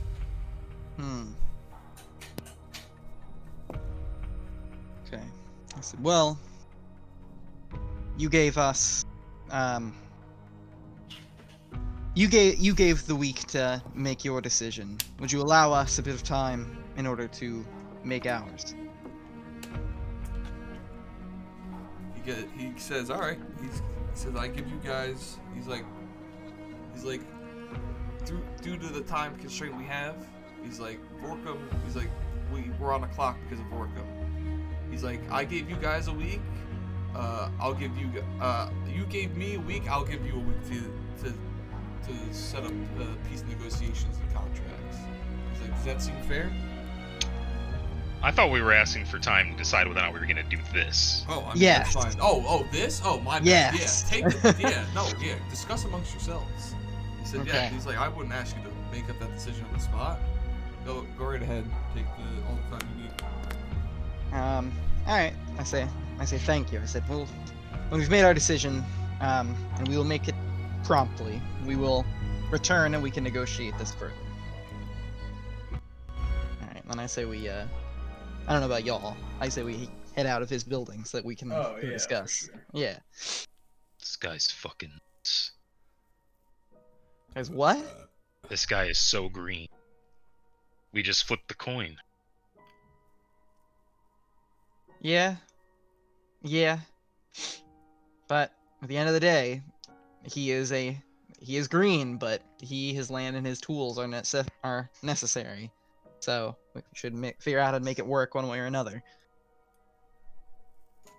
All right, so then we exit, and I kind of once we're further away from others, I guess that's when I address Iga and Oda, and I say, so what are our thoughts on the situation at hand? The way he's going about things is unacceptable. Making more enemies out of factions on this planet is undesirable. I say, well, seems he's confident enough that he doesn't seem to think there will be any enemies left. He'll be taking all of their land. He seems to think he can crush the Risen Whispers. Are the Risen Whispers independent, or are they allied with the Storm Covenant? They Independent. are independent, but so I would. They're fighting amongst each other. I'd Yeah. Yeah, read their dossier. Yeah, so both read like their characters, or the character, and their your relations to them, because they're both different. They're both important. Okay. Gotcha. Yeah, I don't know. I think that the best way to go about it, if he could hold off, is if he joins and we win, then he gets land in the Storm Covenant territory. But I don't know if he's, considering what he's saying, I don't think he's going to wait for a win in order to achieve land. It seems like he wants land as part of his requirements for even joining the Sword.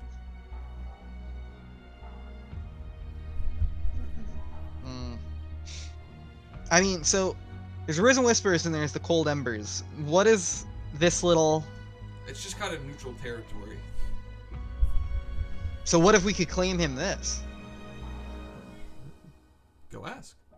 Yeah, I mean, yeah, that's what I was I mean, if thinking. we could claim him this and then still deal some kind of peaceful negotiations with the Risen Whispers. I mean, if they are updated, if they're not updated yet on the current situation with Vorkum, we could potentially negotiate with them, like, all right, if you help us and deal out this technology, and are willing to give up this neutral land to the Cold Embers, then we have this entire eastern front to move against the Storm Covenant and Vorkum and to protect Komodo. I mean, we might have It's to. not We gonna might go still have to well. talk. No, but we might have to still talk to Phyla about that neutral land, and if it's something that like taking over will be seen as a threat to the Risen Whispers, then it might at least still offer up an opportunity of him being more on the side of peace negotiations. I think we're. I don't know. I mean, if the only other option is like I think we need to. completely oppose We can't leave Phyla, it. We can't put it all on the table again. well, I feel like this land is one of our biggest, like, Yeah. one of our biggest negotiables. I mean, either way, with what he wants to do, like you had said, we don't want him to just go and kill the Risen Whispers. We want to have like a team. We want them to be on our side. Yeah. I don't So really if wanna we're able confuse to his, negotiate the Risen Whispers and get this neutral land to the Cold Embers, this is probably the thing that will seal at least Phyla to be on our side.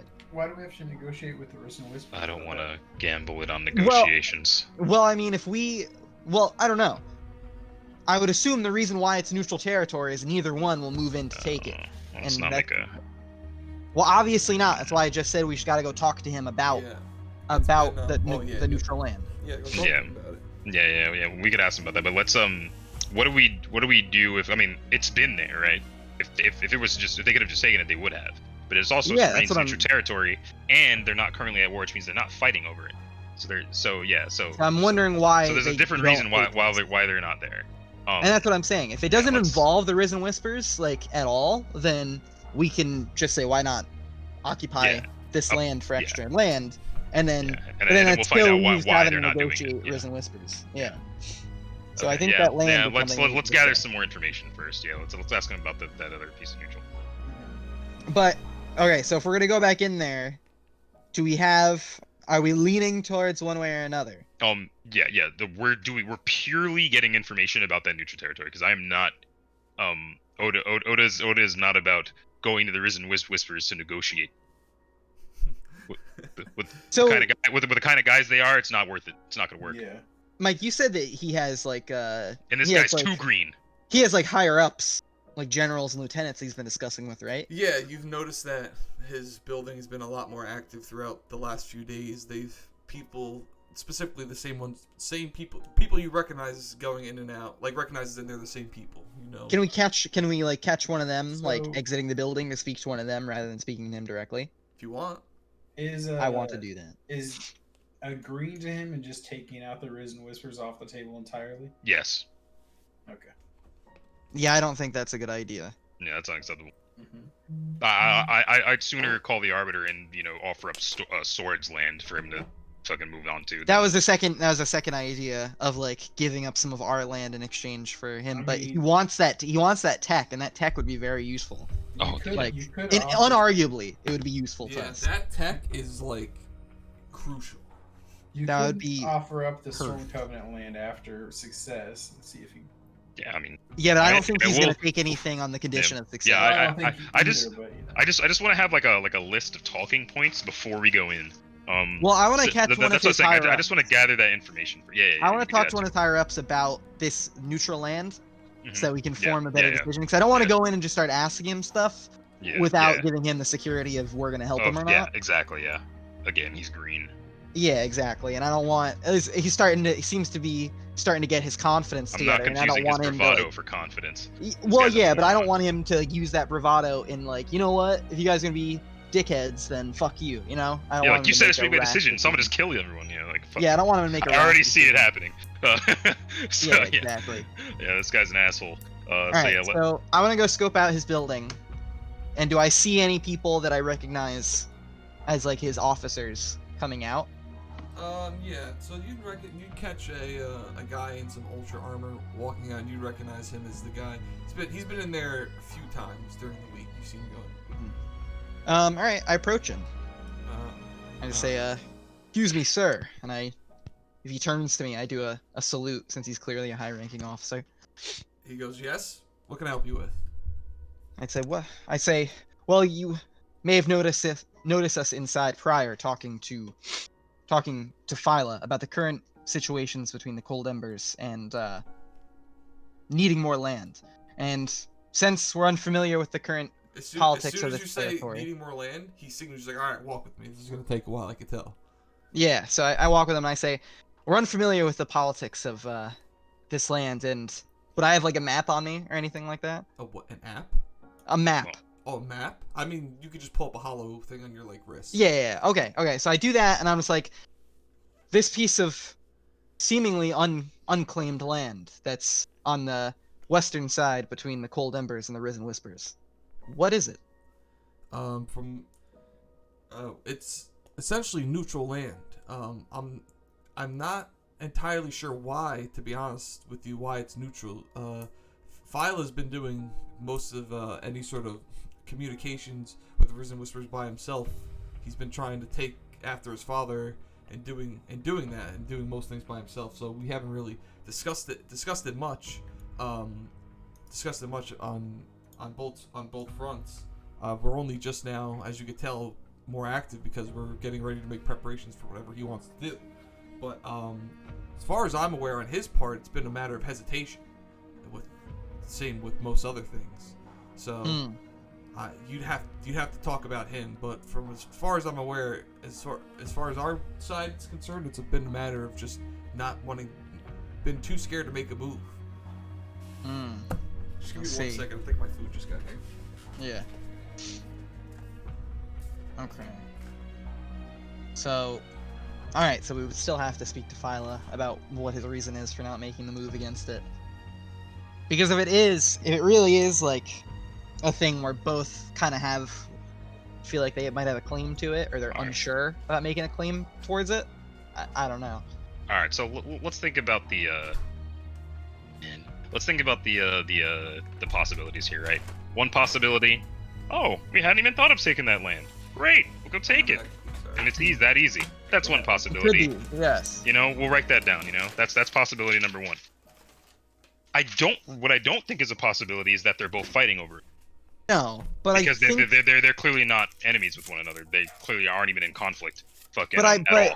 But here's the thing: if he's so willing to just conquer Arisen Whispers, they're probably not like on good terms either. They're probably just two neutral parties separated from one another. I think he's just that green though. Like I think he doesn't need like no yeah. I mean like I think they just don't really know each other that well, and he's like whatever. Like and seemingly since what we found out from him saying that they've only been in this area for roughly a year. Clearly, they're the new party. They're the new party. Of course. And the Risen Whispers are more established. They've been here, which is another reason why I'm not going to go do those negotiations. Yeah, so I mean, maybe it's because... We're clearly on the wrong side of history. Well, I'm thinking that the reason why is because before this, they were apprehensive because they thought that if they try and claim this land, it might be seen as aggression by the Risen Whispers. Yeah, and they maybe didn't want to start a war so quickly, especially now that Phyla is in control. But since Phyla's so open to it, I wonder why he didn't bring up this neutral land. But since we just talked to that higher up, and he said that he's been, he might be doing some deals about this. Maybe Phyla's already ahead of us and is thinking about this land anyway. Yeah. So true. I think this all might result in still having to talk to Phyla about it directly. Yeah. I'm just thinking here.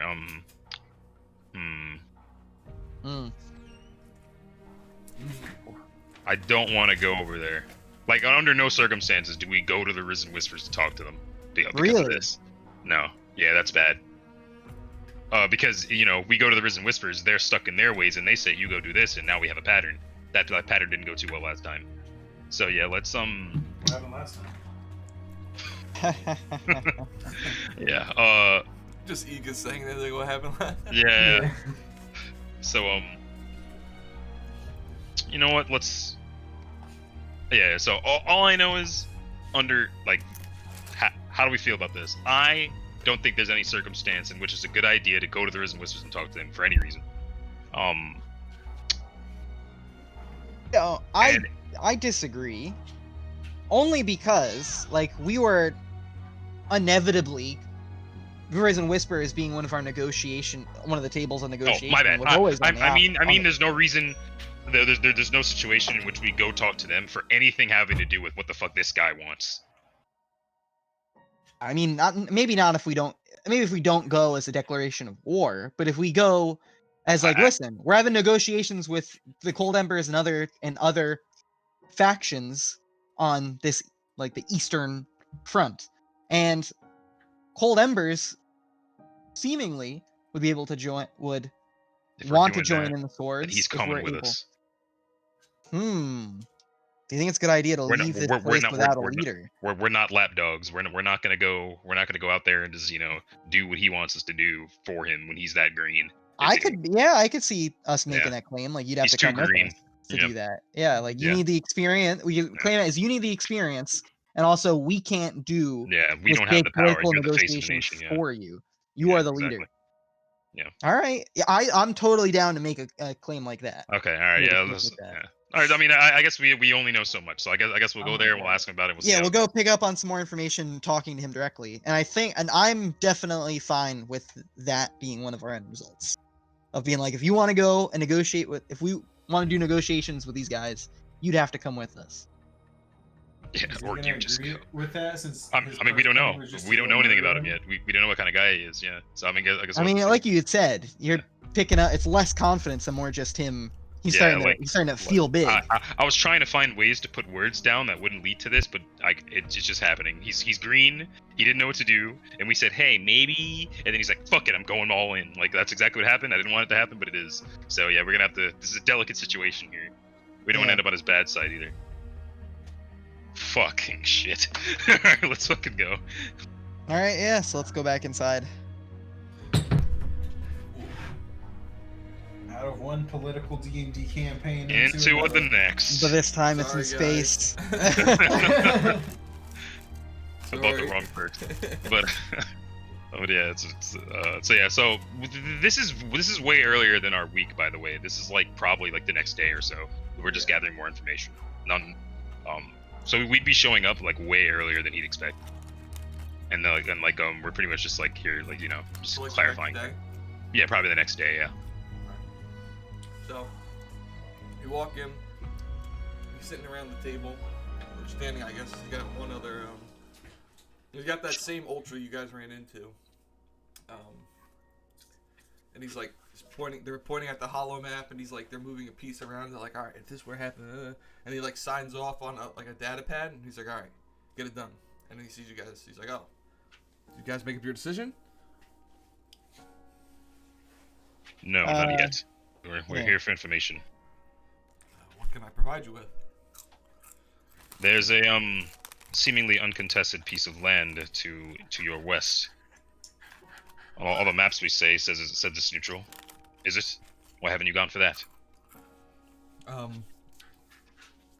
Well, like most other things that I've done, it's been a matter of hesitation. I didn't really want to take the land without knowing, without pissing them off. I was afraid that if I moved in on the land, they would retaliate and attack us. Plus, like I said before, a lot of them are retired. Oh my God, they're retired Shadow. Thank you. Retired Shadow. They could be there right now. I don't even know. They could have an entire base camp camouflage, and I wouldn't even know it. Like, I haven't sent Phantoms in to check in a while, because I guess I've just been scared. So you just jumped straight from fear to all-out warfare. I guess you could look at it that way. You don't think some reconnaissance might be necessary? Perhaps some politicking? Go speak with them, perhaps, as the face of this nation?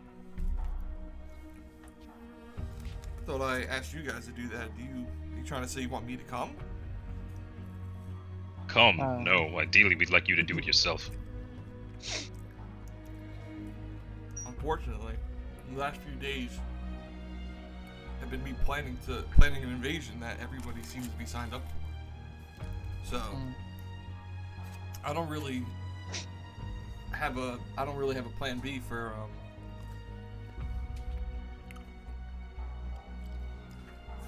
any other type of negotiations. But if you think you can, what do you suggest? We're suggesting that it's good to talk to someone and look them in the eye before you invade their territory and bomb them to shit. This is something I thought obvious, but clearly it wasn't. Yeah. He literally he looks down his map and he's like yeah, not gonna lie, I really hadn't thought about that. I was so concerned with taking the idea that my father had and taking more land for us. I hadn't really thought about doing any other way. Yeah, so when he says that, and I say, well, from those of us more, I would say, perhaps more experienced in politics, your plan of using the Risen Whispers tech, along with the Phantoms, would be invaluable to any force. He says, and I believe your want to take action for the security and morale of your men is the wise decision, but the type of action that you're taking is a bit too brash. Moving in directly on the Risen Whispers after having no form of contact with them seems quite impulsive.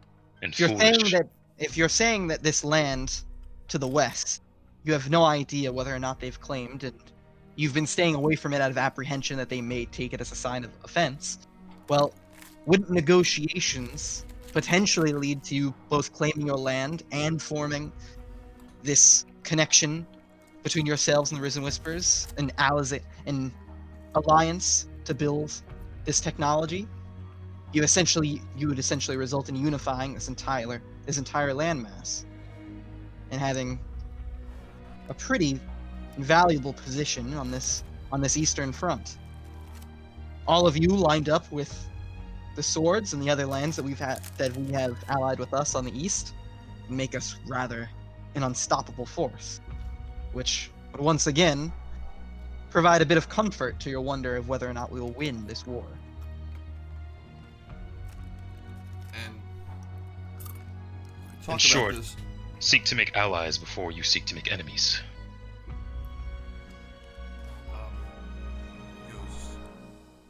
He looks down and he goes, maybe you're right. What if making allies, what if you guys helped? What if you talked to, I guess, Thel now to supply some troops to help with the invasion? Said, Get this job done in a week. Say, when he says that, I kind of in a much more brisk tone, and I say, the Arbiter sent us here to negotiate and speak with you. If he merely wanted to invade and claim territories for his own, frankly, I'm gonna we have enough forces on our sides for that to happen already. while you're talking, I'm just gonna put a hand on your shoulder, and I'm just gonna just sort of like motion for us to just leave. And then you can agree with this or not, but I'm gonna look I'm gonna look to what's his name again, Phyla, and I'm just gonna say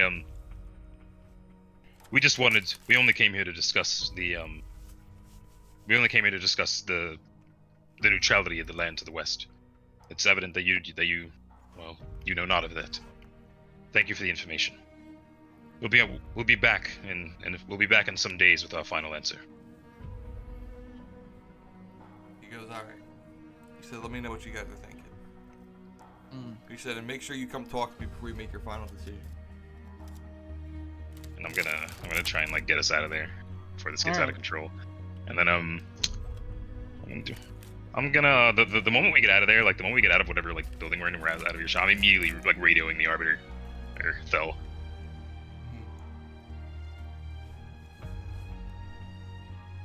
And Sorry, no, you're good. All right, he answers. Just him. Alright, so I'm gonna say, Fel, I'm sensing a pattern. You sent us here. It's more politics. It's another idiot. What are you trying to do? You guys chose where to go, not me. Well, we ended up here. He's another fool with too much power. He's trying to take his force and attack the Rising Titans. Risen Whispers. Risen Whispers. He goes, what the hell does he want to do that for? I don't see the point. Because he's green and he's an idiot. This whole planet is run by idiots, clearly. What would you have us do? What purpose does he want to invade the Risen Whispers for? What does he gain? He wants their land. And when he says that, I also cut in and I say, he's also hoping to adapt their stealth technology onto the Phantoms. A fine idea, though claiming it through warfare and bloodshed is idiotic. He says the idea of integrating actual camouflage and Phantoms. At the time, at what the stage that we're in, it's an invaluable asset. It would completely circumvent any of Vorkam's forces on the seas. Getting to Komodo would take a matter of hours. Are you listening to what we're saying to you? He's going to attack them. They've done nothing. Right. No, you're right about that. I don't want another full-scale invasion on this planet. We already have enough of those. He goes, all right, listen. He goes, I'm not gonna say. He's like, listen. He's like, how much longer is he giving you to make a decision? We decided that we'd give him. We decided that we'd wait 4 more days. If we need more, we'll have it. He goes, if I send a Phantom to pick you guys up within within the next day and get you guys to the Risen Whispers. Could you guys go talk to them individually? He's like, this kid seems he doesn't have peace on the mind, but you guys can make the peace before he has a chance. And what if that doesn't work? What if they seek no peace? What if they just wish to be left alone? To compromise nothing? And at that point, unless you can convince Phyla, there's not much we could do. Then we let them go to war. We let them kill each other. Unfortunately, if there's no way to make peace, we need to pick a side in this war. Has he promised you any sort of allegiance, Phyla? Yes. Yeah. He promised that if we help him get land, that he would 100% give his allegiance to the swords. And he's like, and if we were to help with the invasion, I'm sure it could be done. That's not an option. And he puts up his hand. He's like, I was just getting to that, but as I see it fit, that's not an option. I can't allow this, but I need you guys to stop this before it happens. But if it does, unfortunately, fall back to war, we help with the invasion, because at the very least, even though I'm not very happy about it, we get an entire fleet of phantoms, and while he's explaining what we're gonna get out of this, I'm just gonna cut him off and say, when is the phantom going to arrive? It's already been sent. Good. And I end transmission. Dope. Dude, all right, so Onoda does that, and I say,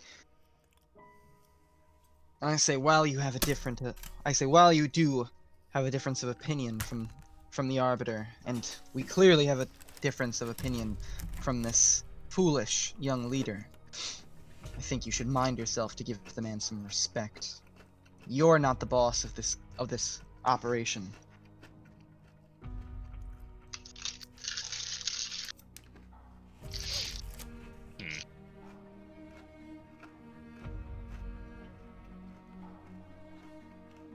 Say anything back? Thinking.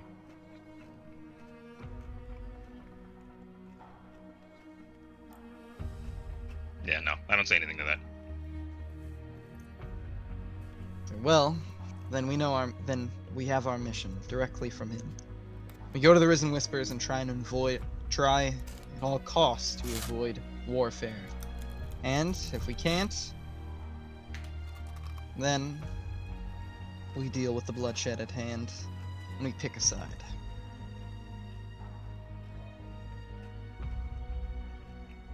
Yeah, I'm just Oda's just sitting there, clearly like just not okay with that, but she's not saying anything. What it is. Well, Exactly. It is what it is. Doesn't have to be. that's what I you mean, guys what? are trying to do. Not many alternatives right now, is there? You know, you're in the middle of trying to prevent a war right now. I say if this, seeing that it doesn't say anything, I kind of just say, if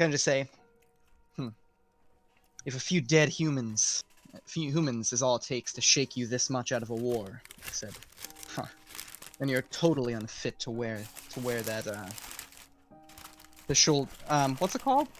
Probably. I shoulder don't know, blade? but Mike is fucking my ear holes right now. sorry. You're totally unfit to wear that shoulder blade or bear that name, redemption or not. Ooh. Heart.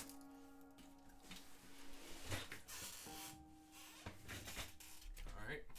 Yeah, nothing to that. Nothing. Okay. Damn. Phantom shows up, picks you, scoops you guys. And it brings you, and you're within, so right now, you took one day, this is the second day, so right now you're on your second day, because it gets you there within the hour once it shows up. Yeah.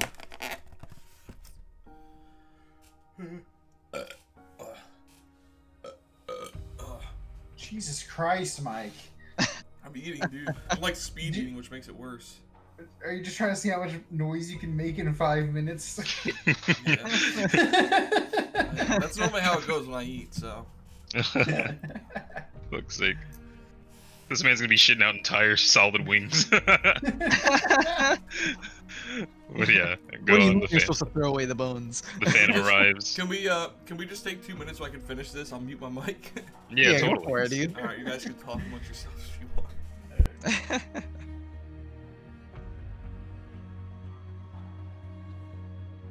Man, this kid took a turn. I knew it was going here. I was trying to figure out how to stop it, but we were on that track, and nothing can do about it. I don't know. I didn't expect it to turn immediately for him to like just warfare. I thought there'd be a little bit more wiggle room in between I for, mean, for us to that's- influence. I didn't realize boosting his confidence would mean, all right, we'll just Yeah. kill the nation right next to us. That's why I tried to point him at the storm, but it didn't work. Yeah, I mean, I knew it wasn't gonna be an immediate like we're gonna go Like, fight the hey, storm. I knew it wasn't gonna be that it's easy. like the cognitive dissonance here, bro. I'm like, hey, there's these guys in this whole fucking. There's these guys who have a smaller fleet than you that's stopping you from being able to fucking fly around normally, and you have a bigger fleet than they do. Wink. And he's like, oh, so I should kill my neighbors so I can cloak my fleet. I'm like, no, use your fleet to blow them up. Fuck. Yeah, and I thought like by my also pointing out the fact that they're going after Komodo would be even more of like, oh yeah, this is pretty pertinent. We should go handle it. He's like, nah, that just means I have to go kill my neighbors even quicker. faster. You literally, as soon as you said that, he's like, I have time to start a war. It's like, what do you mean, you This guy's dumb an idiot. fuck? Everyone is an Dude, idiot. He's They're green. all idiots. Hey, listen, So- bro. Not my fault. I can't write characters super good. I thought that was their it's character not on your purpose. fault. He's an asshole. This Yeah, guy's he's- just a fucking. This guy's an asshole. What's the plan? The plan? I mean, We're gonna we- we're gonna pray to God that the we- Risen Whispers are negotiable. Dude, no, not even, dude. We're neutral here. We're going to the Risen Whispers. If they have a better fucking, you know, A case deal? here, We'll just take their fuck side. this guy. This guy's so green, we could walk in and kill him. Take his fucking shit. You kidding me? Well, yeah, I mean, we're gonna go and negotiate on the behalf of the sword first, and then on behalf of Dude, peace with the Cold Embers dude, second. dude, But if we dude, can get peace and them just to work with the Cold Embers, that's the most yeah, dude, optimal. if we gotta pick a side, I'm picking the right one, and it ain't him. I mean, what happens if we go over there and they're just as fucked up? If they're just as fucked up but more experienced, we fuck up the green guy who's a moron. I mean, I don't know, man. there's infighting at the Risen Whispers, right? So why Yeah. not just? It's between two brothers, right? Yeah, two brothers. Two brothers. Dos hermanos. So you just pick a side. You help him gain his power, and then Oh, he's no, we can't do that, man. We can't do that again. I'm not helping We can't nobody get. I'm No. not helping nobody get a fucking power, dude. I'm not helping nobody get a fucking What, power. this kid? Manipulate him? We're gonna go there. It's gonna be two brothers, and we just like, oh, I want power, so you gotta do this, and that. I'm like, we don't got time. No, in exchange for helping one brother fucking destroy his brother. Oh yeah, we don't even know. We don't they even know give the u- details. They give us cloaking tech, and then we give the Cold Embers the neutral land. There's their cloaking tech and their land. Oh yeah, and because we a all bunch of live ex happily Shadow ever are just gonna accept after. all of those terms. I mean, if they're fighting for power, we give one of them power. And just What if the people are split? What if half the people are with one of the brothers? You know, then we're fighting half the Then people, and it's a half civil the war inside a people civil die. war. These are important edicts, man. We can't just do shit. People die if we just do shit. All I'm saying is, bro, we can't just do shit, says the man who threw out the sword, who threw out the crown. That's the lesson I've We learned. just can't do shit, says the man who threw a crown out of a spaceship. Yeah, that'd be like the guy who got into a car accident saying, "Hey, you probably shouldn't drive drunk." It's not hypocritical. It's facts. But you did it once. Right? Like, come on.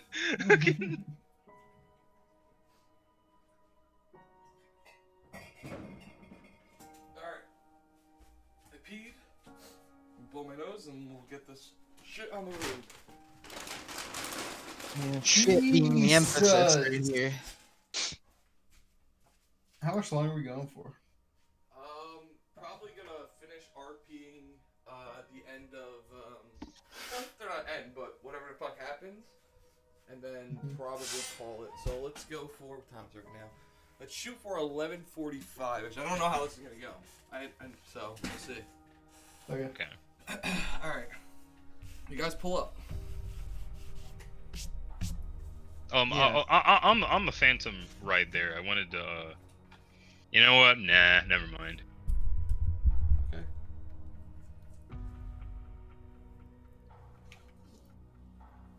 So Arbiter would have gave the Risen Whispers a heads up. You guys are coming. Kind of contact him. He's like, I'll have a Phantom to you in a day. They have some boys on there. I need to go talk to you. And you guys pull up to the base. What do you do? Just going straight to HQ? Straight Risen to HQ. Whispers? Yeah. No nonsense Yep. at this point. Alright. Where's Lot Titty? Lot Titty? Where is he? Pull him over here. Lot Matt Titty. Tatton's cool as fuck, by the way. Yeah, so make a perception check. Gotcha. At a plus 10. Damn. Yeah, so mine's 20. Wait, what am I rolling?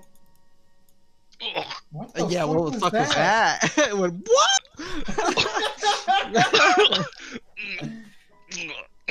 Zero Dog degrees. whistle. Man, What the fuck only is 0 that? degrees of success. That was my perception roll, apparently, but it was like, Ugh. Damn, missed it by 6.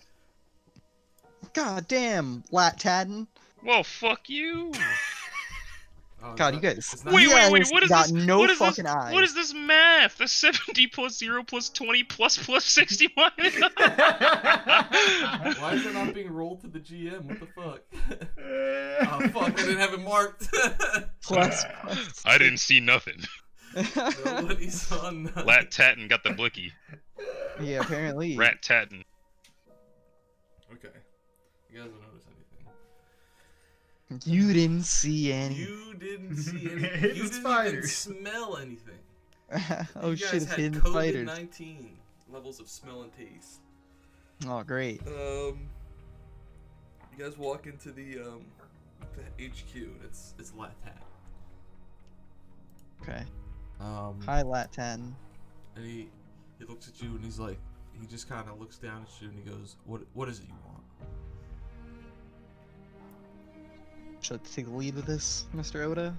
Sure.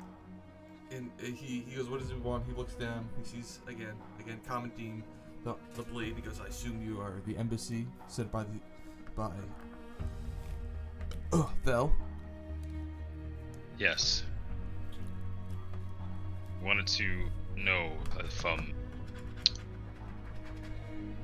we're seeking help in general against the Storm Covenant. And I assume you come here for our help. If you'd be willing to give it. I haven't, as far as I'm concerned, the Storm coming in here don't know how to lead.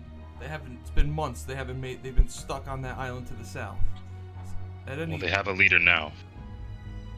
who would that be? Jewel? I'm pretty sure I saw his ship come and leave, unless he stayed.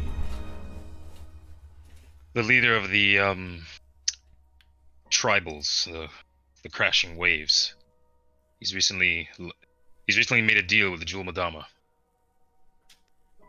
He now leads all Storm forces on this planet. If you've ever met him, you know he's a nut job. So immediately as you stay, you essentially tell him that Vorkum is in charge now. He stands up, and he tells you to get out. He's like, "Leave me for the time being." He's like, "I need to discuss some things." As you wish. A motion for the boys. Leave the room. All right. I'm not gonna try and fucking stealth in front of the stealth masters.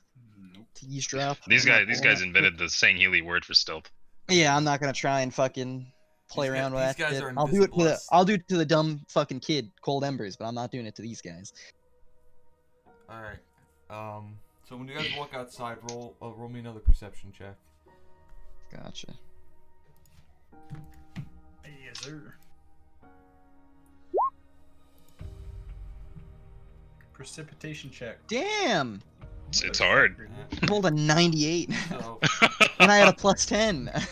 91, 98, and 81. Jesus Christ, we're blind as a bat. So, you guys stand outside for around 5 minutes, and all of a sudden, into Iga's ear, Iga, do you have any sort of markings or any sort of resemblance or anything like signifying that you were part of the shadow, or no? I feel like I would have ditched that. You would have ditched it completely? Alright, then never mind. Yeah. So then, in that case, Zoro, you hear a voice, a whisper into your ear, by the gate, 2 minutes ago. Alright, I mean, I have a pretty good grasp of the situation, so I say, affirmative. And I relayed a message to Oda and Iga. And then we move towards the gate? I assume. Yeah. Wait, I'm sorry, can you do it again? What just happened? Invisible man just whispered into my ear, to the gate, 2 minutes, go. Okay. And I said, affirmative. And I relayed that to both of you. Alright. So let's fucking book it. Let's go. We go to the gate. Alright, we go to the gate. So, you guys get to the gate, 2 minutes, and an elite uncloaks himself in front of you. And he goes, so you're the ones that the arbiter sent, and he goes, well, I guess it's Thel now. And you've come asking for our assistance? That is, yes, that's something to come. From what I gathered from your rather brief meeting with my brother, Vorkum now leads the storm on the planet. Yes. He goes, that's not good. No, it isn't. He goes, the name's Gruss, by the way. my second favorite armor. But yeah. So, he goes, if Vorkum's in charge, that's not very good. I'm not sure. I would introduce myself back, by the way, if you say he's aggressive. Like, Okay. He goes, not sure if you're aware of this or not, but Vorkum is quite fond of employing members of the Shadow for his service. quite aware. He says my brother, back before the Great Schism, frequented with Vorkum, frequented many meetings with frequented Vorkum. That's not the right word. Served under Vorkum. Served under Vorkum many times under the request of the prophets. He's like, they're pretty fucking tight, dude. If he's in charge now of the storm, he goes, I wouldn't put it past him to try and ally with them. I'm not too sure how much you guys know what's been going on here, but it's been a battle, to say the least. I've been trying to rein control of the Risen Whispers for months. He keeps making these rash decisions, and because of this, we keep bumping heads, and nothing quite gets done.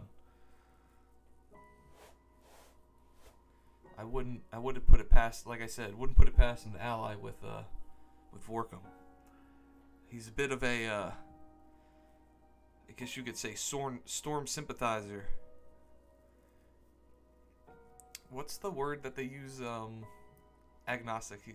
He's agnostic to the great journey. After what happened, he's not sure whether it's true or not.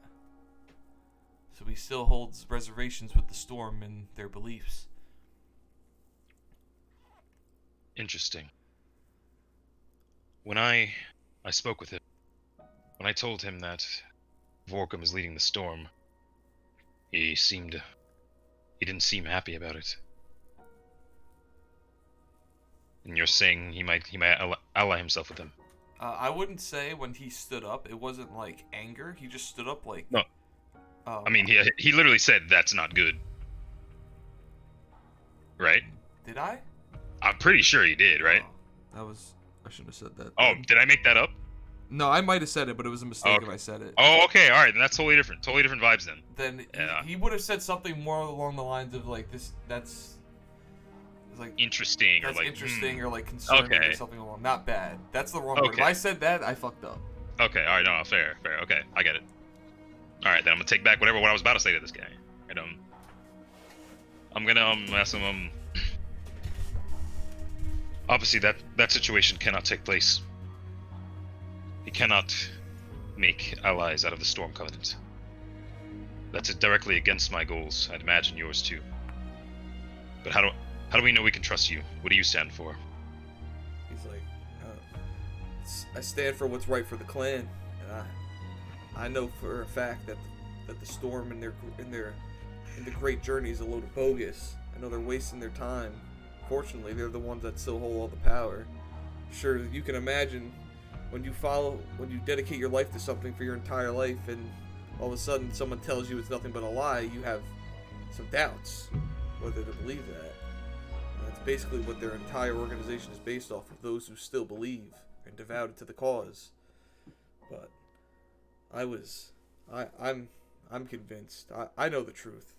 I know the character of Fel. I know what he's done. I know he wouldn't do something like I know he wouldn't cause something as significant as the Great Schism unless he was absolutely sure of himself.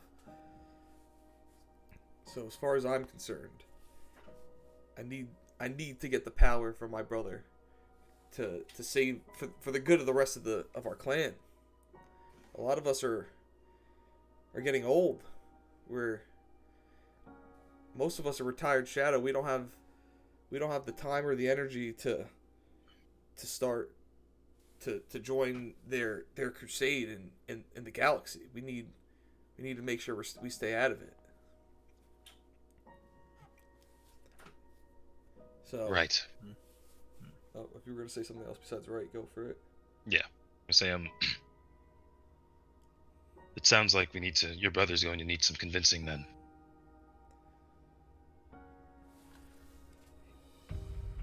Listen, there's two ways we can go about this that I see as viable options.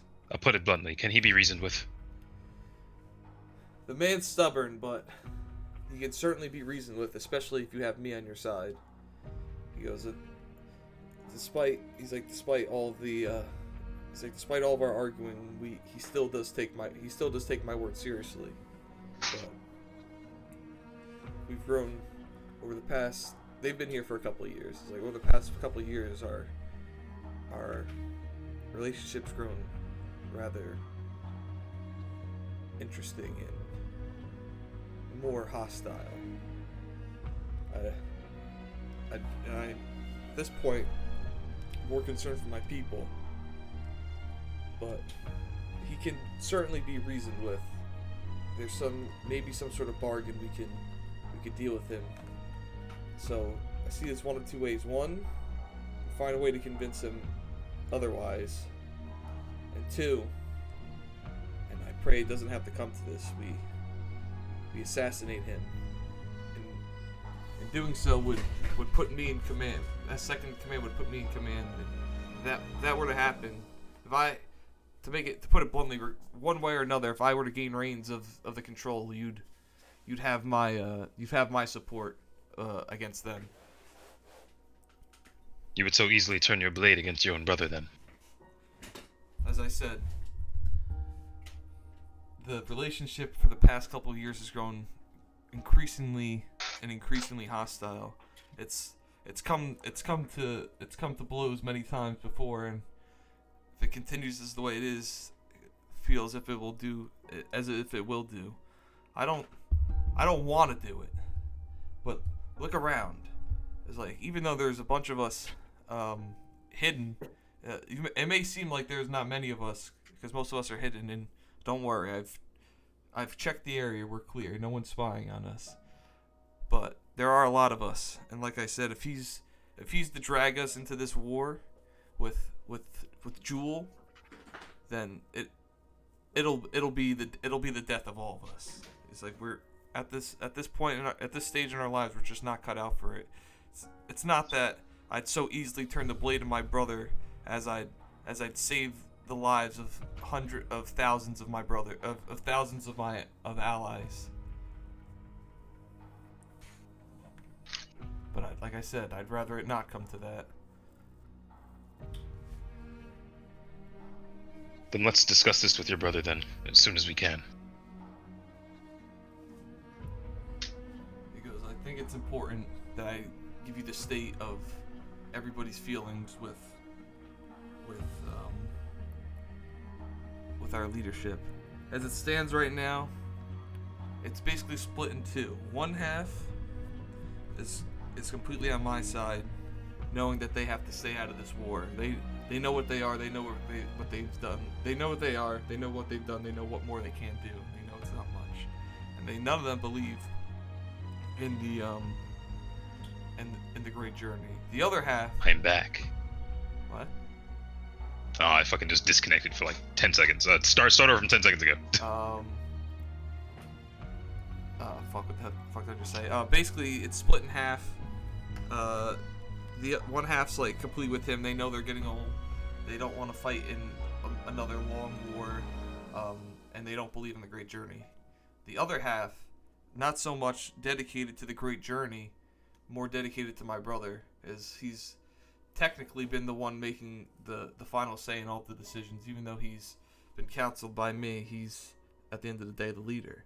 And Sangheili and we Sangheili aren't so quickly to just throw away that loyalty and aren't so quickly to throw away that loyalty towards our commanding officers, especially when they've been so successful.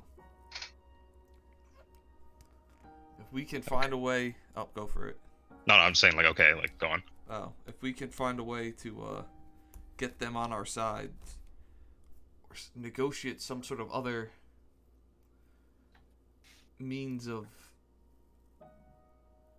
another means of anything in which this ends peacefully, be in our best interest. But I think we need not only to convince him of something else, but we need to convince him of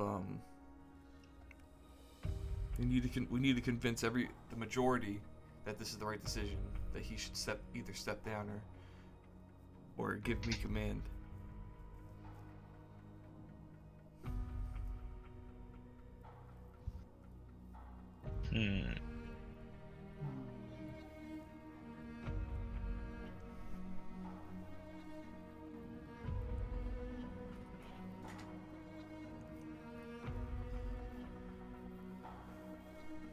Okay, let's I agree. I think the best way to go about it is to keep things peaceful. How soon can I see counsel with him? Well, there's no telling what he's discussing in there, but I'll have to attempt to listen in on the conversation. I assume you telling him the news that Vorkum's now in charge has him in a frenzy of. I assume he's in there talking with our other top lieutenants about possibly joining. As far as I'm concerned, I wouldn't put that. Like I said, I wouldn't put that past him. To his immediate decision is to just join with them. Well, that's something we need to confirm.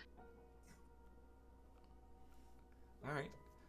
So he nods and he cloaks, and he's gonna go listen to the conversation. In the meantime, oh, okay. No, I was gonna suggest that, like, really wanted to, you just go back over there and leave the stealth out of it. I mean, all right. If you want to go over there, go for it. Or if you want to suggest that. Yeah. I'm gonna suggest that we just walk up and ask him. All right. He says you could try, but I'm gonna go with my plan. But if you can get his attention, go for it. All right. And you would go up to his door, and it would be or you go up to the door to the facility, and you'd wait for the door to open. If But- everyone else agrees with that, by the way. Yeah, I'm down. Okay. Yep. You'd wait for the door to open, but it doesn't open. Is it locked? It's locked.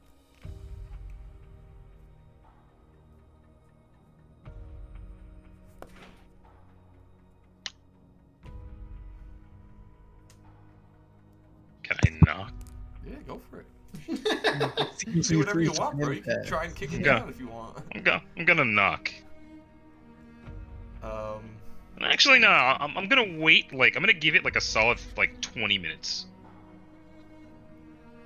give it a solid 20 minutes. I'm gonna give it a solid 20 minutes, and then I'm gonna knock.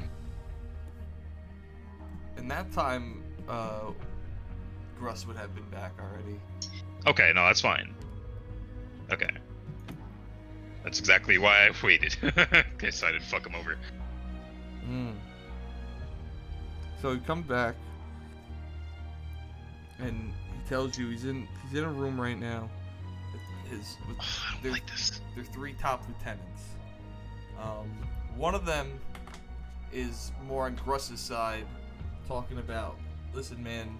He's like, you really want to get into all this? He's like, we've managed to make a life for us here. He's like, we don't need much. He's like, we're all vets here, but we finished our war. We don't need to go get ourselves into another one. And the other two are kind of like, not so much are saying like they want to go to war, but it's like Gruss said. He's like, they're like, I can't believe you'd like go against him like this. Like he's always made our decisions for us for the last 10 years, not just the last 2 years, and he's always been right. He's like, why would all of a sudden you go against him, blah blah blah. So basically they're going back and forth. Him being What do you mean him? like when they're saying him here, who are they referring to? They're referring Lot, to right? Lot. Okay. And so what they're debating right now is what exactly? They're basically debating whether to join Vorkum or not, essentially. Okay, and Lot is like about it. Lots about it mainly because he's tight with Vorkum along with other things, but it's like he knows Vorkum and he knows how brilliant of a tactician he is, and he knows how strong he is, and he's like, listen, we could win this war. He's like, we join them, we can help win this war, and take Sangheili, and the other guy is so much is more of like, yeah, no, I get that. He's like, we could definitely do that, but when we win this war on Sangheili, it doesn't end there, right? Jewel wants to blow the rings again. He wants to activate the rings again. I'm like, do you know how much longer this war's gonna take? It's not just gonna be here. It's gonna be all over the galaxy. There's no more settling. That whole idea of settling down, making new lives for us. That's not gonna happen. The second you get into this, we're in it. And are they still having that conversation by the time he got back to us? Yeah. Or is it So over? basically, he comes back, and they're still having the conversation, but he's basically always like they're essentially repeating themselves at this point. Okay, I think we should get in there then. Honestly. Grab water, because my mouth is getting dry as fuck. I'm not about this whole let him make bad decisions and assassinate him type shit. I think we should just like fucking kick the door down.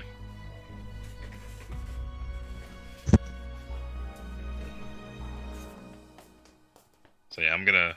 Whenever you're ready, Mike, that's totally what I'm doing. Alright, it's fine. Hold on, I'm just grabbing the water.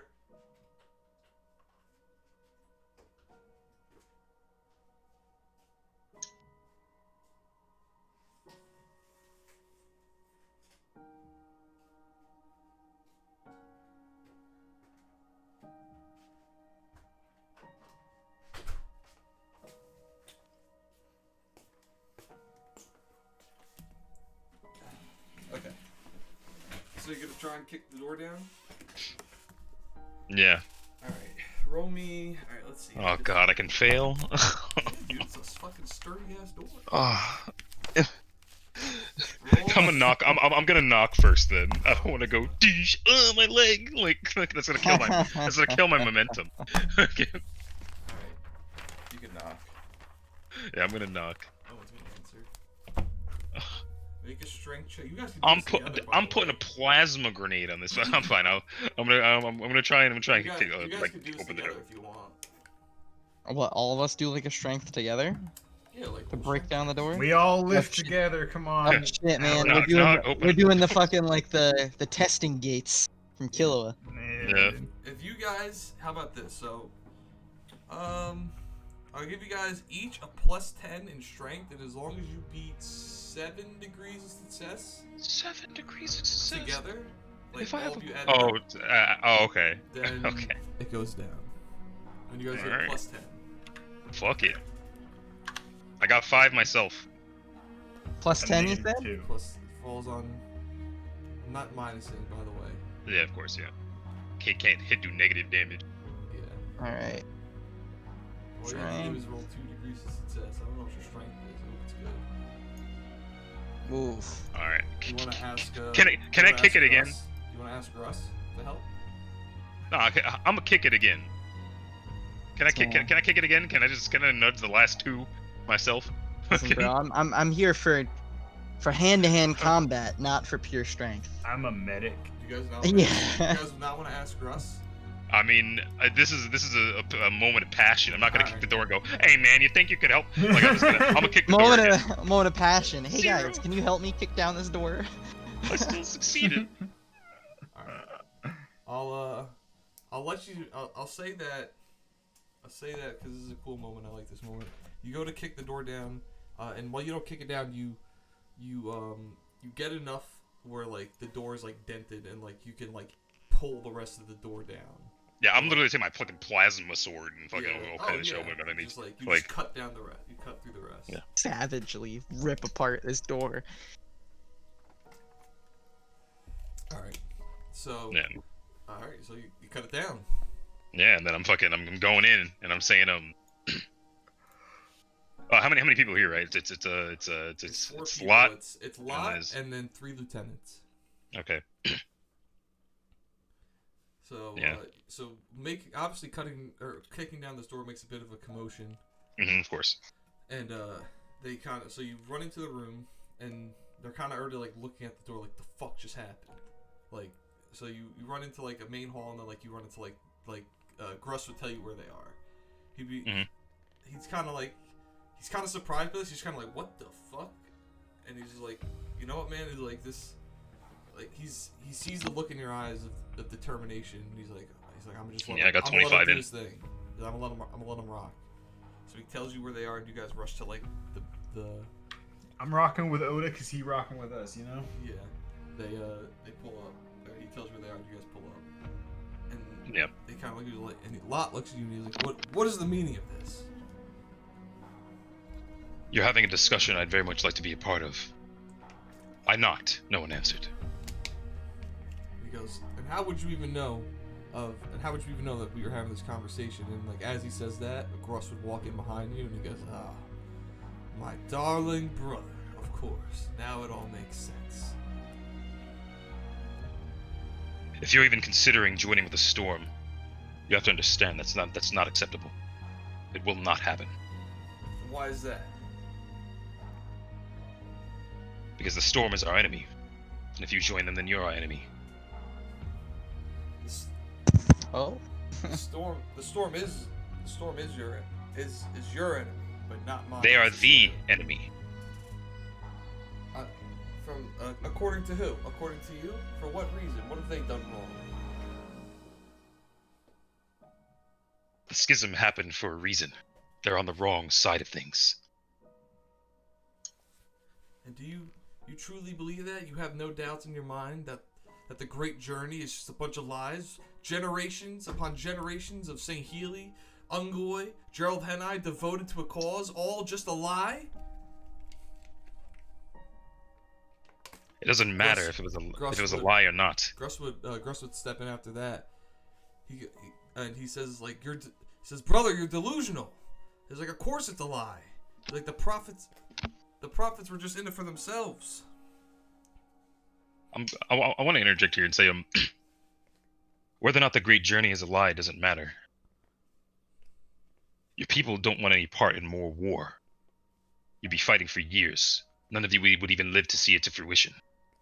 If they don't want that and you're their leader, do as they wish. And so at that he kind of like walks up to you and he goes, "How do you know what my people want? You just got here 20 minutes ago." I mean, again, from the information I fucking heard the guy saying. So, yeah, so you say that. So he would say that, or I'm sorry, he would walk up to you and say that, and like, Yeah, I was kind of just waiting for you to say something because that guy was gonna say something, but I wanted to see if you had anything to bounce back at. But all right, so you're not gonna. So he would, the other guy would interject. He goes, "It's true, Lat." He's like, "Most of us don't want to be in it." He's like, we came here to settle down. Why? You don't even fully believe in the great journey. Why do you keep fighting?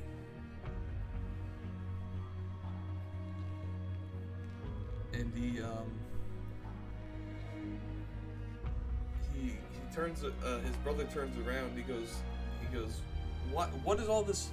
What's all this pushback? Why are you so eager to jump into the fire once again? Why are you so eager to die? And he turns around in anger at his brother, and he yells, "It's like, 'cause that's all I know how to do.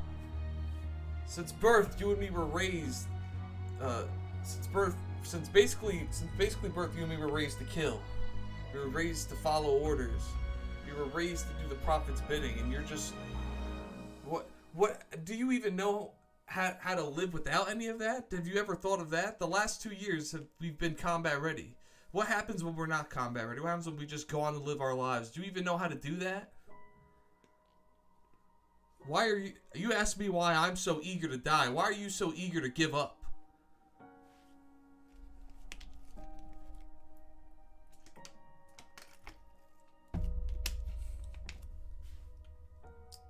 It's all you do. Talk to your bro. Amy, I gotta do this. That's all you do. And he tells him, he's like, "Please." He's like, "Why?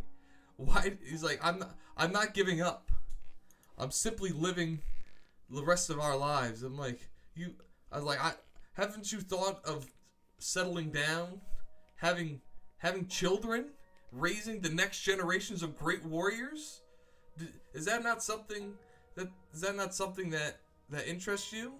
To reignite our Sangheili culture on our planet, the Sangheili culture that the prophets stripped from us thousands of years ago. Does that all mean nothing to you? And he looks and he's like, I don't know. I don't know what it means to me. He's like, all I know is how to fight. It's what I've done my entire life, and it's what you've done your entire life. And they kind of just stare at each other for a while. I'll totally interject here, and I'm gonna say your plight is not a unique one. Your cries are not lost on. We are of a similar breed, but know that if your purpose is to fight, there is fighting to be done. Just fight for something that matters. Fight against the storm. Fight for the future your brother wants, because it will not come lightly. So, at that, roll. So at that, like, a bunch of elites would have piled in behind you guys, hearing the commotion going on. Roll on that note, quote. I don't know. There you go, Arbiter. Roll. Can I a assist leader. him? Yeah, you can assist them. Roll Okay. a leadership. Oh, first you do this. Caleb, roll me a leadership check. He's making Okay. nice. He's making nice. I'm not helping. That's not good at all. He's making It's fine. nice. He's making nice. But just for flavor, Iga's gonna step up and say, I was once a silent shadow too, but I decided to leave because I saw a greater cause that needed my service. And What cause would that be?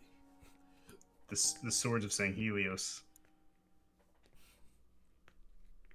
roll this leadership check. That's gonna assist. You just don't have the assist. All right, Janelle, roll leadership at plus 50. Could still fail. Yeah. Plus what? 50. Oh my god. 98. I knew it. 98. 98. That's an auto fail. He left it to dice. This fucker. He made me leave it to dice. No. Yo, I wouldn't do you like that. I wouldn't do you like that. yo, your rolls fucking suck, Oda. Dude, my leadership is 22. I'm all about hands, man. So he. Why are you running your mouth all the time? So. Cause I can back it the fuck up with these hands. I draw my energy sword. I throw a plasma grenade at Throw a Lat. plasma grenade. Damn. I know you fought so hard for like there's other purposes. Then like we're sitting here listening to Gruss fight for other purposes, and literally all any of us can do is kill people. You succeed. I'm just a soldier, man. No, you're the fucking arbiter. Start acting like it. I am acting like it. Did you play Halo? No, I'm kidding. You succeed. Okay. It's an opposed check. Oh, well, that's good. You succeed. Yeah. So, can you run that quote by me again? It was pretty cool. I said if you need to, said if you need to fight, and all you can do is fight, then fight for the future your brother wants because that future won't come lightly. So, like I said, as you're saying that, like a group of other elites would come in, and they'd agree, and they look at Lat essentially surrounded by a bunch of his troops and be like, he's right, you know that, right? He goes, none of us, not many of us at least, believe in the great journey. Anyone who really has already left. He goes, just because you know how to, the only thing you know how to do is fight doesn't mean you can't learn how to prepare for the future. He goes, This fucking music. His brother comes up to him. He's like, let us help you. He's like, if what you need to do is fight, we can get that done. We can help you fight. But like the Arbiter just said, fight for something that matters. And he kind of falls to his knee, and he's like, fine. I suppose you are right. Just, I submit. I'll join your cause against the storm.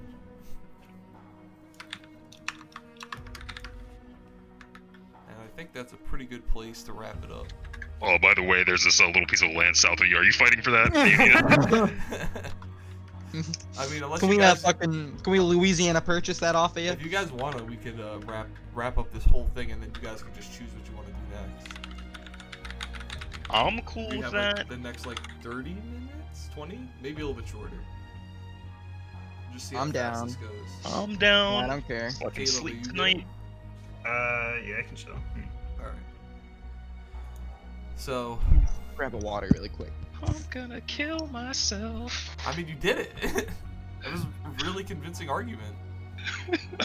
I tried to make it convincing enough to where it wasn't left to dice. I mean, what? The moment you said Ryan roll, I was like, I'm gonna kill myself. I'm gonna fail. I And then I figured did. it was damn. Listen. It wasn't listen. Highly likely, but It wasn't failable, regardless, even if you failed the check. The check was essentially to make it so you did it rather than his brother do it. That's all the check was. That's okay. Okay, that's fine. Yeah, no. You made a very. I'm just convincing- a soldier, bad. man. You made a I'm convincing. just a You made soldier. too well of a. You're not Yeah, just a your soldier. role was to see You're the if arbiter. you convinced him as the arbiter or his brother convinced him as his brother. That was. I'd it. rather it be his brother. That's perfectly fine. Yeah. Well, glad we I didn't mean, have to kill either him. way, you did it though because it was a post check.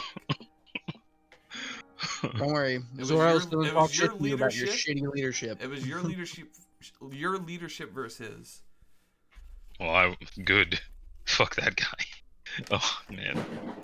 All right. Just a What guy happens? tormented by his past. Yeah, bro, I okay. relate to that guy. I get it. So I big relate to him. he walks out. He goes to walk out, and he puts his hand on his brother's shoulder, and he says, "I leave the negotiations to you."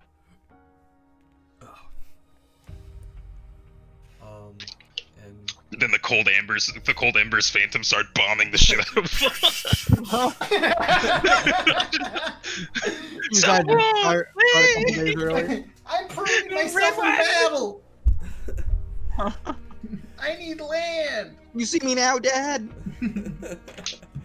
so he would he'd tell you let's let everybody cool off. So about 30 minutes go by, you meet in the war room that you first met Lot in, and you discuss this, like, all right, what are the terms of our alliance? What do we got to do here?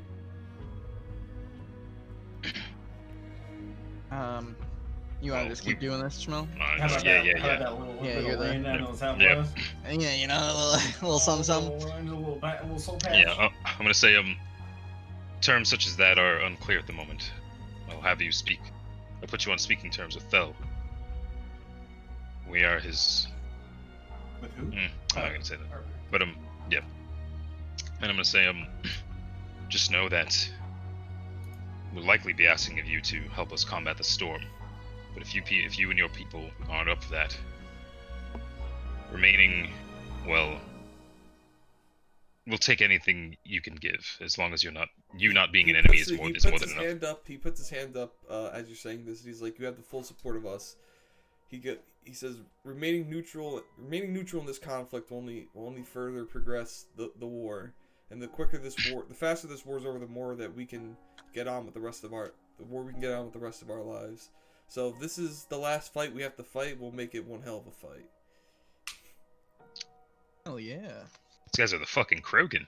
But fucking, yeah, I'm gonna nod at that, and then I'm gonna What do you guys require of us?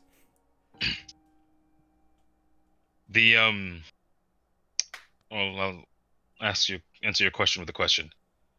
The land to the southwest of here is what are you doing with it? Do you occupy it? The land to the south? Yes. It's been barren for years. We haven't been over there. We have no need for it. All right. Your neighbors to the southeast are going to be using that for their ships sometime soon. I imagine there won't be any problem with that. The embers. You talked to them Yes, already? the embers. A bit. What exactly have you guys discussed? Well, their leader is trying to come to terms with being a leader, trying to guide his people in the right direction, but he's somewhat misguided. He's very green. We're trying to keep an eye on him. We're trying to make allies out of him, just as like we're trying to make allies out of you. That's still a work in progress. As long as they agree, then that's fine. They can have the land. We know that we're much, even though we aren't many, but we are powerful. But we have no need for the land to the south. They can have it. We wouldn't. Have they been actively trying to take it? No. They never saw fit to ask. That As I said, he's very green. what is his name again? Phyla. Yeah, he says, what is his name again? Is Tor not in command anymore? No, his son is. What happened to his father? His father passed due to illness. He was, from what I'm aware, he was a great leader. May he rest in peace. I'm more than happy to open up any sort of negotiations with them if need be. See what this kid's all about. Of course. That would be most desirable. We'll be in touch. All right. What about the clunky shit? Yeah, I was gonna say, do you want to leave the talk of the tech to Phyla, or do we want to bring it up now? We will leave that to Phyla. Okay. I don't want to push our luck here too much. I was scared to even tell him this guy's name. I mean, I feel like we're not really pushing our luck. I feel like he's working better with us than he may with Phyla. To be honest with you, I feel like if we set up a clear negotiation for him, and Phyla just has to come in and sign the paper. Well, yeah. By the way, when I said like we'll be in touch, I meant like I assume we're not the only fucking like guys that the Arbiter has doing stuff, and I imagine we're the foot guys. We got the foot in the door. They can deal with it. Like fucking between the Arbiter, these guys, and whatever.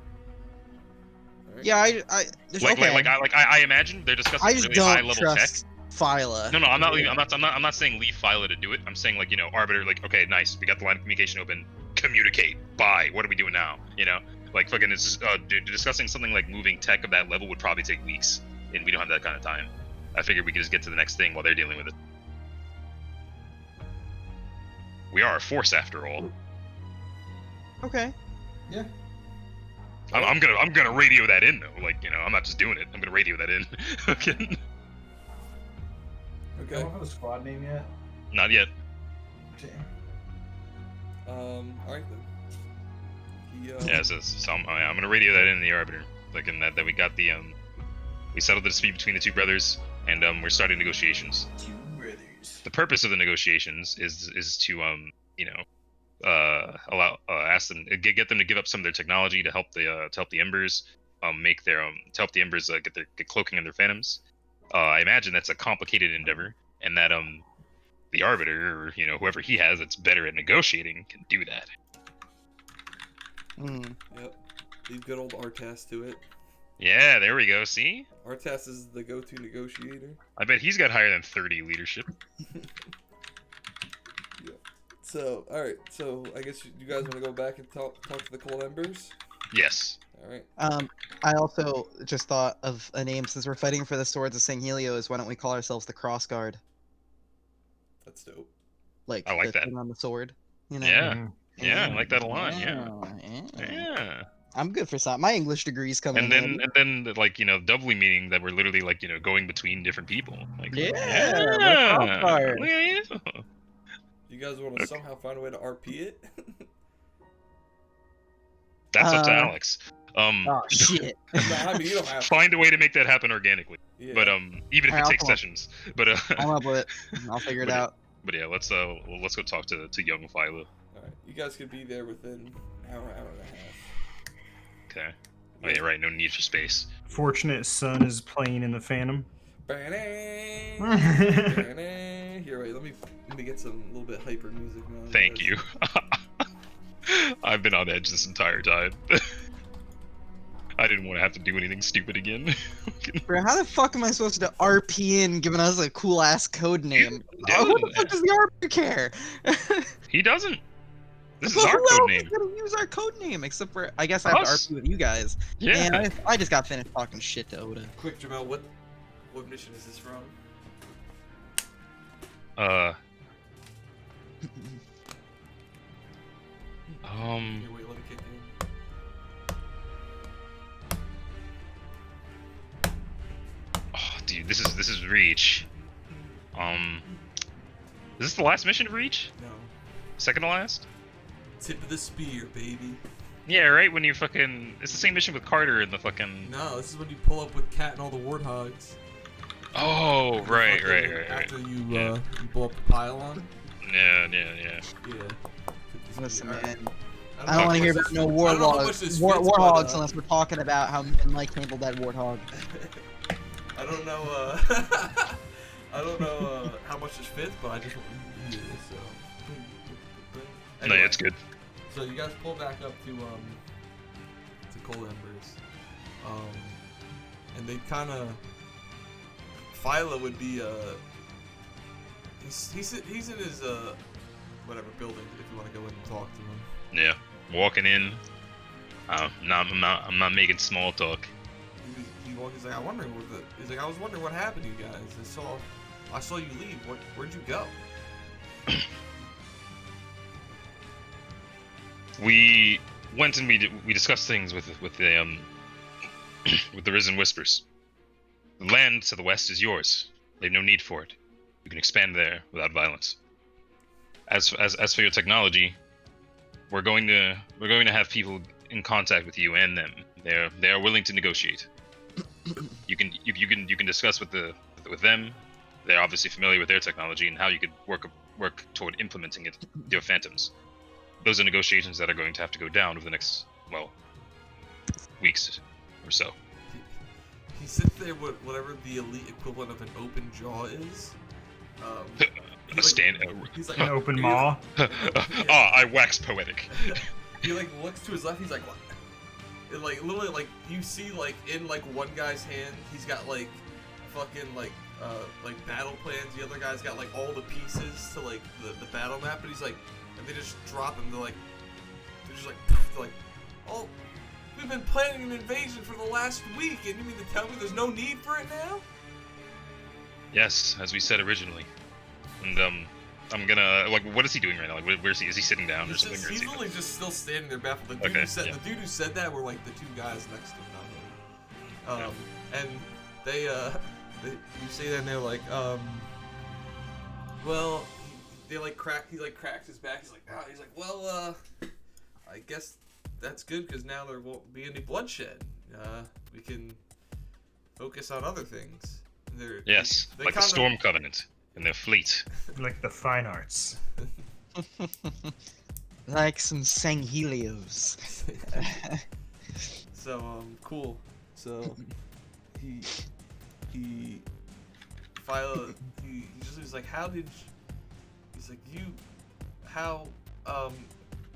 well, good job, I guess. I did say if you can make peace happen, I would be okay with it, and not that I'm not okay with it, just a little kinda can't believe you did it. I was kinda set on making a move, but I guess now I don't have to. No, you do, just not a violent one. You're going to be heavily involved in negotiations in the coming weeks. You're going to be doing leader things. Your plate only got fuller. War is easy. Negotiations are far harder. He goes, I guess I'll keep a pen and notebook around, a pen and data pad around to kind of learn the process. Father never let me be a part of the negotiations for the most part. So I guess I'll learn out of the frying pan and into the fire of politics, I guess. You're going to find yourself at negotiation tables that feel far too big for you. Take notes then. He says, I will, and thank you for helping me, whether it was for your own needs or through just trying to help me become a better leader. I appreciate it nonetheless. I learned something in the end regardless, so thank you. Of course. I'm currently doing the elite equivalent of the Daenerys smile. Words out my mouth. Words out my jowls. Yeah. I'm leaving. Get the fuck out of here before I fuck this up. And as we're leaving, I say, if you ever need to call for us, you can refer to us as the Arbiter's Crossguard. Why? Say. I look up and I say, do you know nothing of wordplay? It's just, it doesn't seem fitting. Energy swords have no cross guards. Very true. But with that in mind, energy swords don't have many parts to begin with. Kind of just all sword. Would you like us to be called the Swords? Cross guard it is. I'll leave the see, Oda. I leave the punching to you. Leave the wordplay to me. As he pushes his glasses up on his nose. As I do the equivalent. The elite equivalent. Of putting my non-existent glasses up on my non-existent nose. Alright, change your guys' roles to the cross guard now on the server. Hell yeah. Alright, so you guys would head back to the Arbiter. And he'd be waiting for you. And he'd congratulate you guys. He'd be like, congratulations on our first big success. Not only did you gain us 2 new allies, you stopped a war, a needless war, and for that, you have my thanks and the thanks of all the other Sangheili who would have been involved.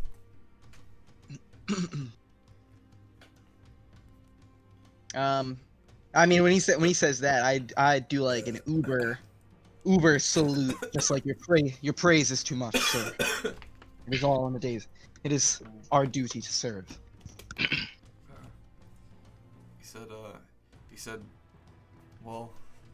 said thank you. He's like, go wash yourselves up and grab yourself something to eat and get ready for your next mission. We'll discuss that. We'll discuss that tomorrow. And I assume you guys would go to, do that. And I want to say something first though. are you gonna say it to the group?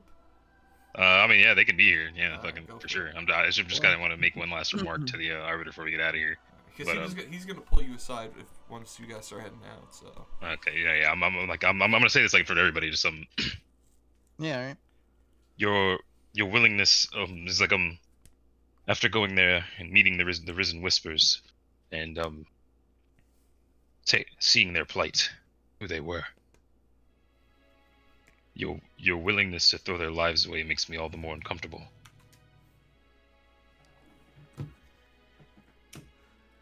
he Am I to be prepared? Are we to be prepared to make more sacrifices like that in the future? he comes up to you and he says no. He said I'm done making sacrifices. From this point on, we do things the right way, the way that you and me would like them to always be. I've made decisions that I'd rather not be making in the last few weeks, and it's good. I'm just glad that we didn't have to make them, and that's all thanks to you. So, thank you. Would not. And he tells you, he goes to give you a handshake, and he tells you, he goes, you've completed your first task as the Arbiter. Your path to redemption has just begun. I'd shake his hand. All No, right. I would not. All right then. So you guys would go do whatever it is you got to do. Eat, shower. I would like to make a note that during like the end of mission like progress, Oda definitely goes and just like spends like a decent amount of time just sort of by the memorial. All right, sounds good. So he would call you guys into to the tent the next morning to discuss what your next move is. Essentially, you guys could pick where you're going next. Storm Covenant. We should recruit them. Recruit the storm. We gotta go recover Leroy McGillicuddy's body. It holds all the secrets. I've been thinking about that for so long, But but I've ironically, but I've had no one to bring it up to. Fucking you really want to recover their bodies? We just left him there. I mean, you sure that Oh, Vorkam he- probably just fucking tossed them in the he probably trash. just threw them in the sea. Yeah, literally. Yeah, Wait, that's the thing. so was this one a twofer? We got both of them. Yeah. Yeah. So, Oh, yeah, dude. so besides you guys choosing, so how the negotiations would go like off without a hitch. You said it took like fucking like weeks. It took them about a week and a half to get everything said and done. Where the Cold Embers get the land, the Risen Whispers are completely on board, and like everybody's happy within like a week and a half. They take Lat would come visit the base camp and talk to the Arbiter about like what his I guess his demons that he has to fight, and how he's kind of not ready to hang it up yet, but he's kind of realized that whether he likes it or not, the torch kind of got passed back at base camp, and he's gonna leave his brother in charge. So Arbiter's gonna put Lat in charge of the Rising Titans. He's like, listen, they're not smart, and leaving them by themselves, leaving them to their own devices is not smart. It's not that I think that they betray us or lose. Oh, that you're right. They're just Right. not Thank you. just not cut the lead. So he's Mhm. putting them in charge of Fuhr. Makes sense. He's literally just a giant toddler. Yeah. Yes. Thank you. Someone on this planet is making fucking sense. Yes. And he would an Arbiter would send he'd send a council to Phyla, one of those council being Artas, to help him grow as a leader.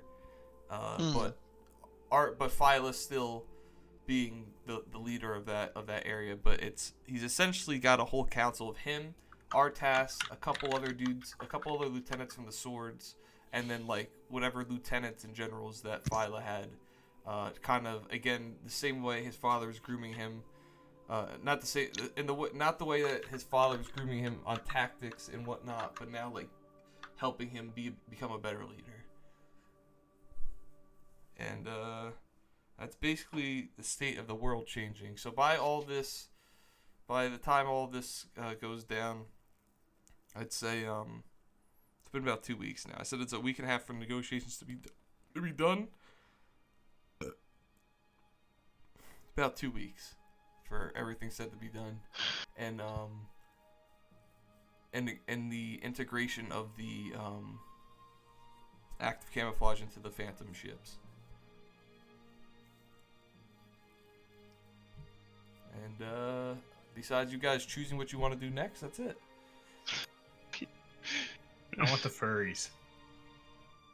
Let's do the Fury? furries, I guess. Oh, the Fury War.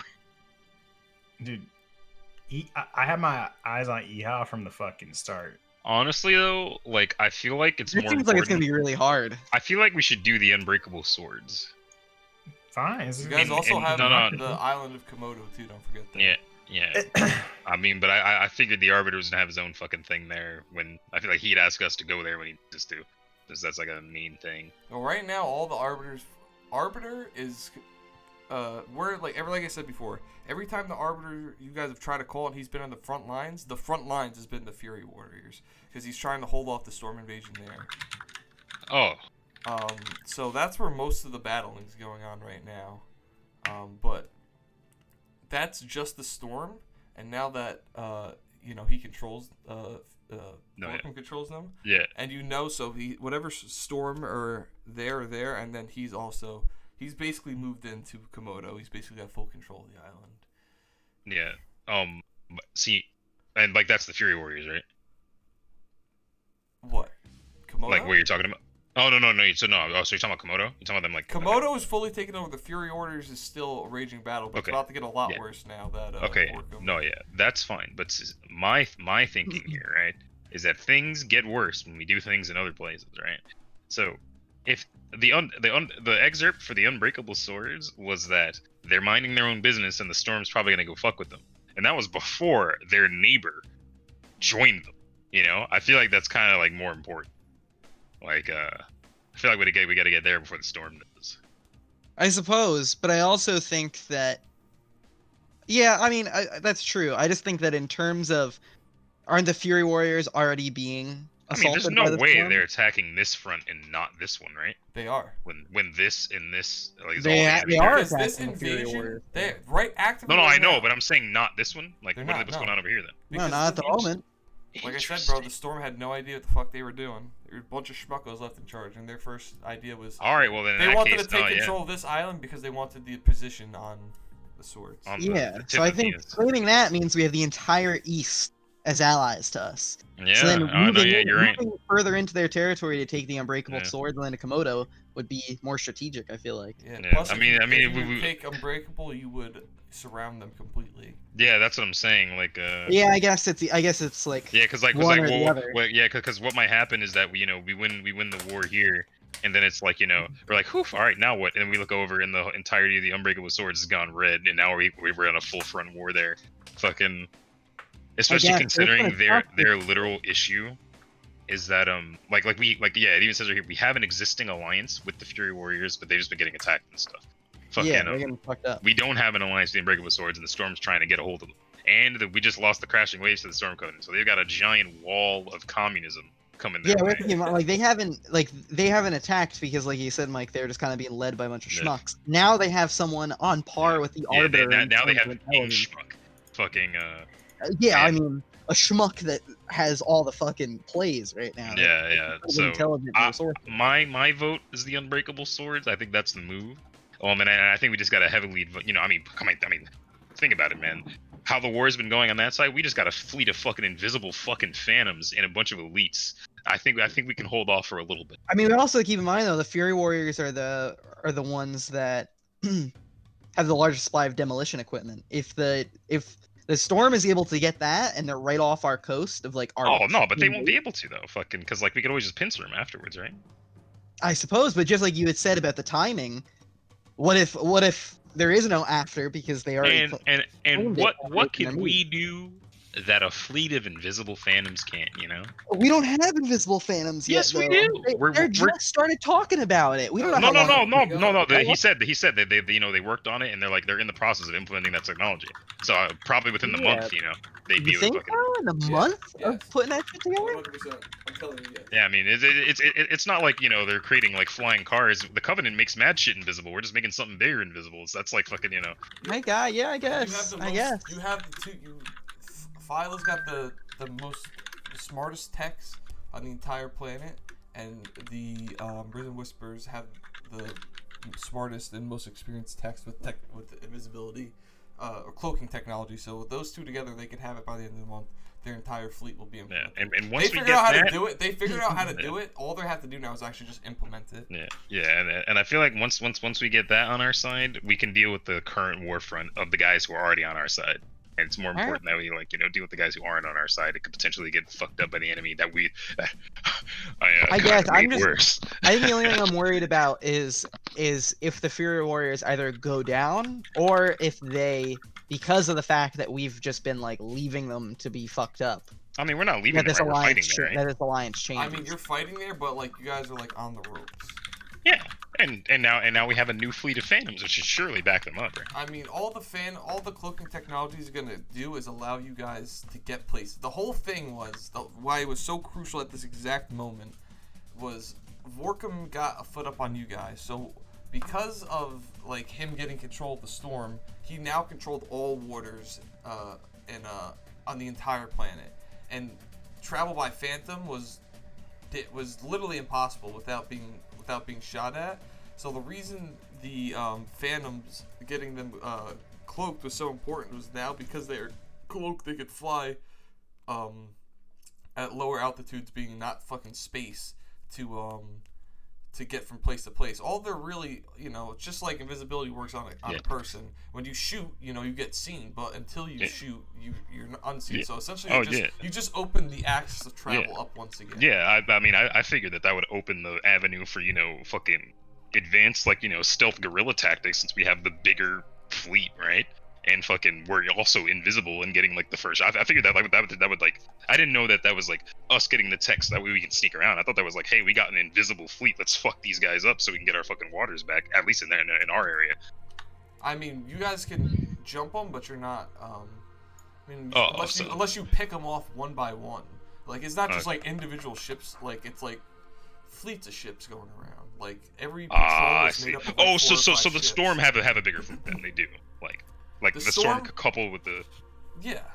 Okay, okay. Now with the increased production I'll- of the I'll be right back, I storm, gotta pee. Okay. and now he has control of the Komodo, and he's making them work like essentially fucking forced labor. They're slaves at this point.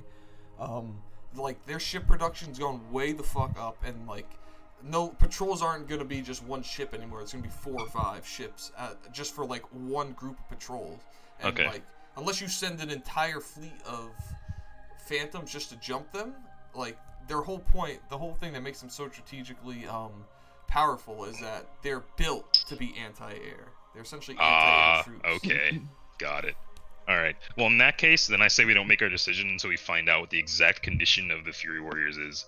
And once we know the exact information, what they're gonna do, how long they could probably last, then we'll make a decision there.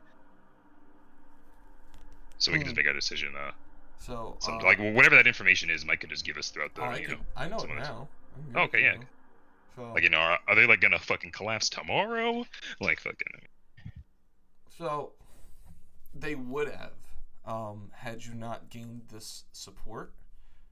They're like literally like on the fucking brink of like collapse. Like Arbiter's been sending whatever troops he can to help. Like I said, it already exists. The objective on that island is to stop the invasion. And right now they're failing at doing that. But now that you've gotten more help with you've got more phantoms, you have more you have fear, you bought some time but not a lot. So if you could make these the unbreakable swords or Komodo a quick operation, you'd have enough time to go back and help. It just depends on how quickly you can get that done. Yeah, so I feel like the Fury Warriors should be more of a priority. If they're right on the brink of collapse, losing a current ally I feel like is more important than gaining another at this point, especially since they're already allied with us and they are listed to have like supplies that are important to us. All right, fair enough. I guess the situation of we go to the unbreakable swords and then we don't get them and then we lose our current ally is worse. Yeah, I feel like if we could save the warriors, and then we currently don't know if the unbreakable swords, like we don't know if it's going to be like a time thing, like we're racing against time for the unbreakable swords, but we do know that we are. I mean, we for the kind of Fury do Warriors. if you read the description. The description pretty much says like that the storm is pretty much working on like getting them on their side, and then the gigantic force, that giant thing, is now also storm, and it's right next to them. So Well, like yeah, that's totally gonna happen. But yeah, but it's not saying that they're gonna. It says they're gonna try and force them into being part of this. It's not like they're gonna do negotiations.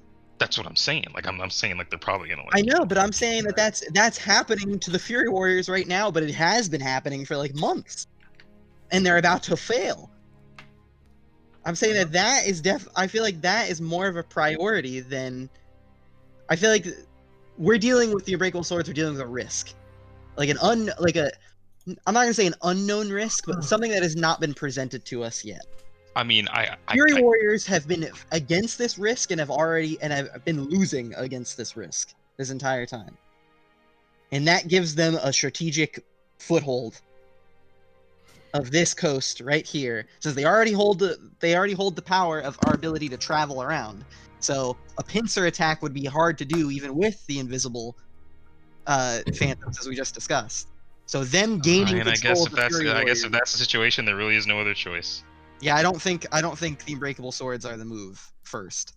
I think All right, when they pull up with their big unbreakable swords with storm coven colors, I'm gonna be pretty annoyed.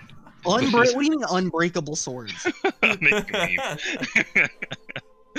Yeah, fucking Fear is gonna come out here as Titan shifters. We're gonna see the armored elite running out at us. The cart elite booking it. Nah, I feel like the Fury Warriors is definitely the play. All right, well, I hope there's something we can actually do. Like it's too much risk.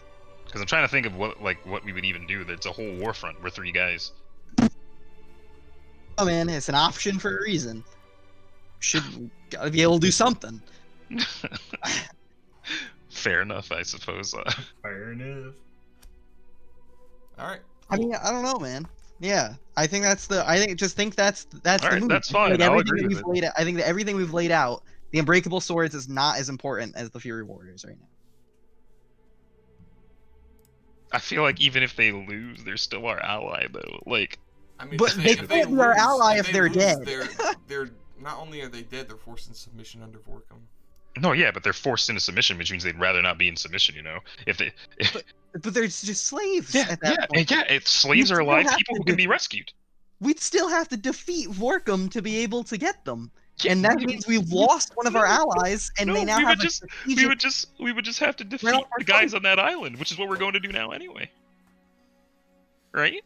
Yeah, so why let them fall into slavery? if we Because can there's do that already? there's people who aren't confirmed allies who don't know us who might join the enemy. We already know that they're They allies. don't They're want to struggling. join the enemy. They want to be alone, and they might just. The worst case scenario for the Unbreakable Swords is that they're put into the same situation that the Fury Warriors have been in for the past for like weeks upon weeks.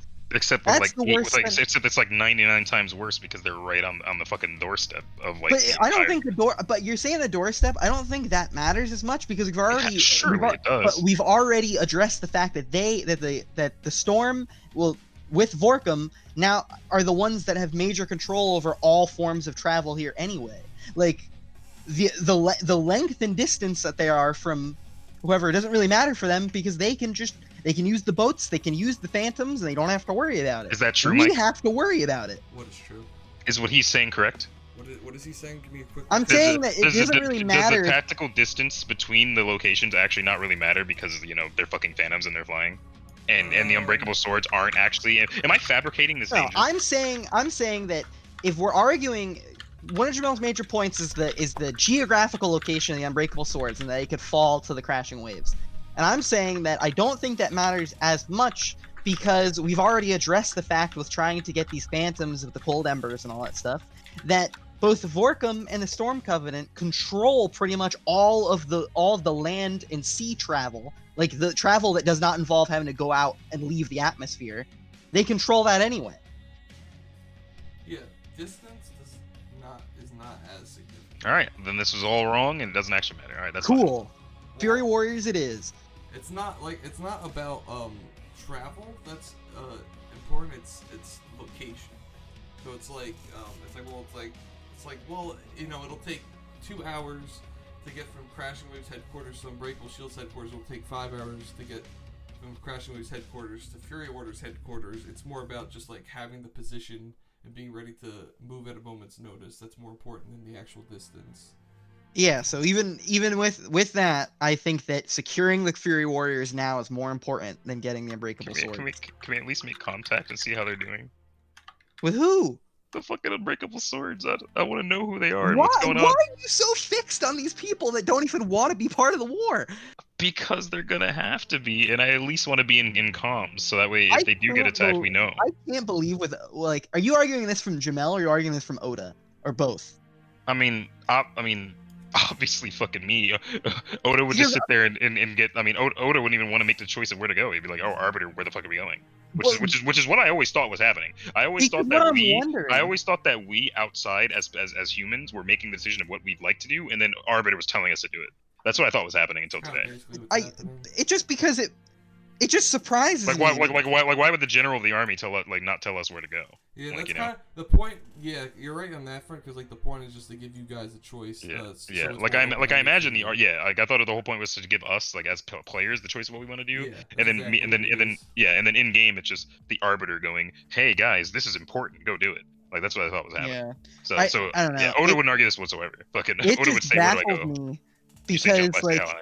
the Fury Warriors are literally like I mean, are you not getting my no, main no, point? but though? I understand what your argument is, but I don't. But I Do you? feel yes. What's Well, my argument?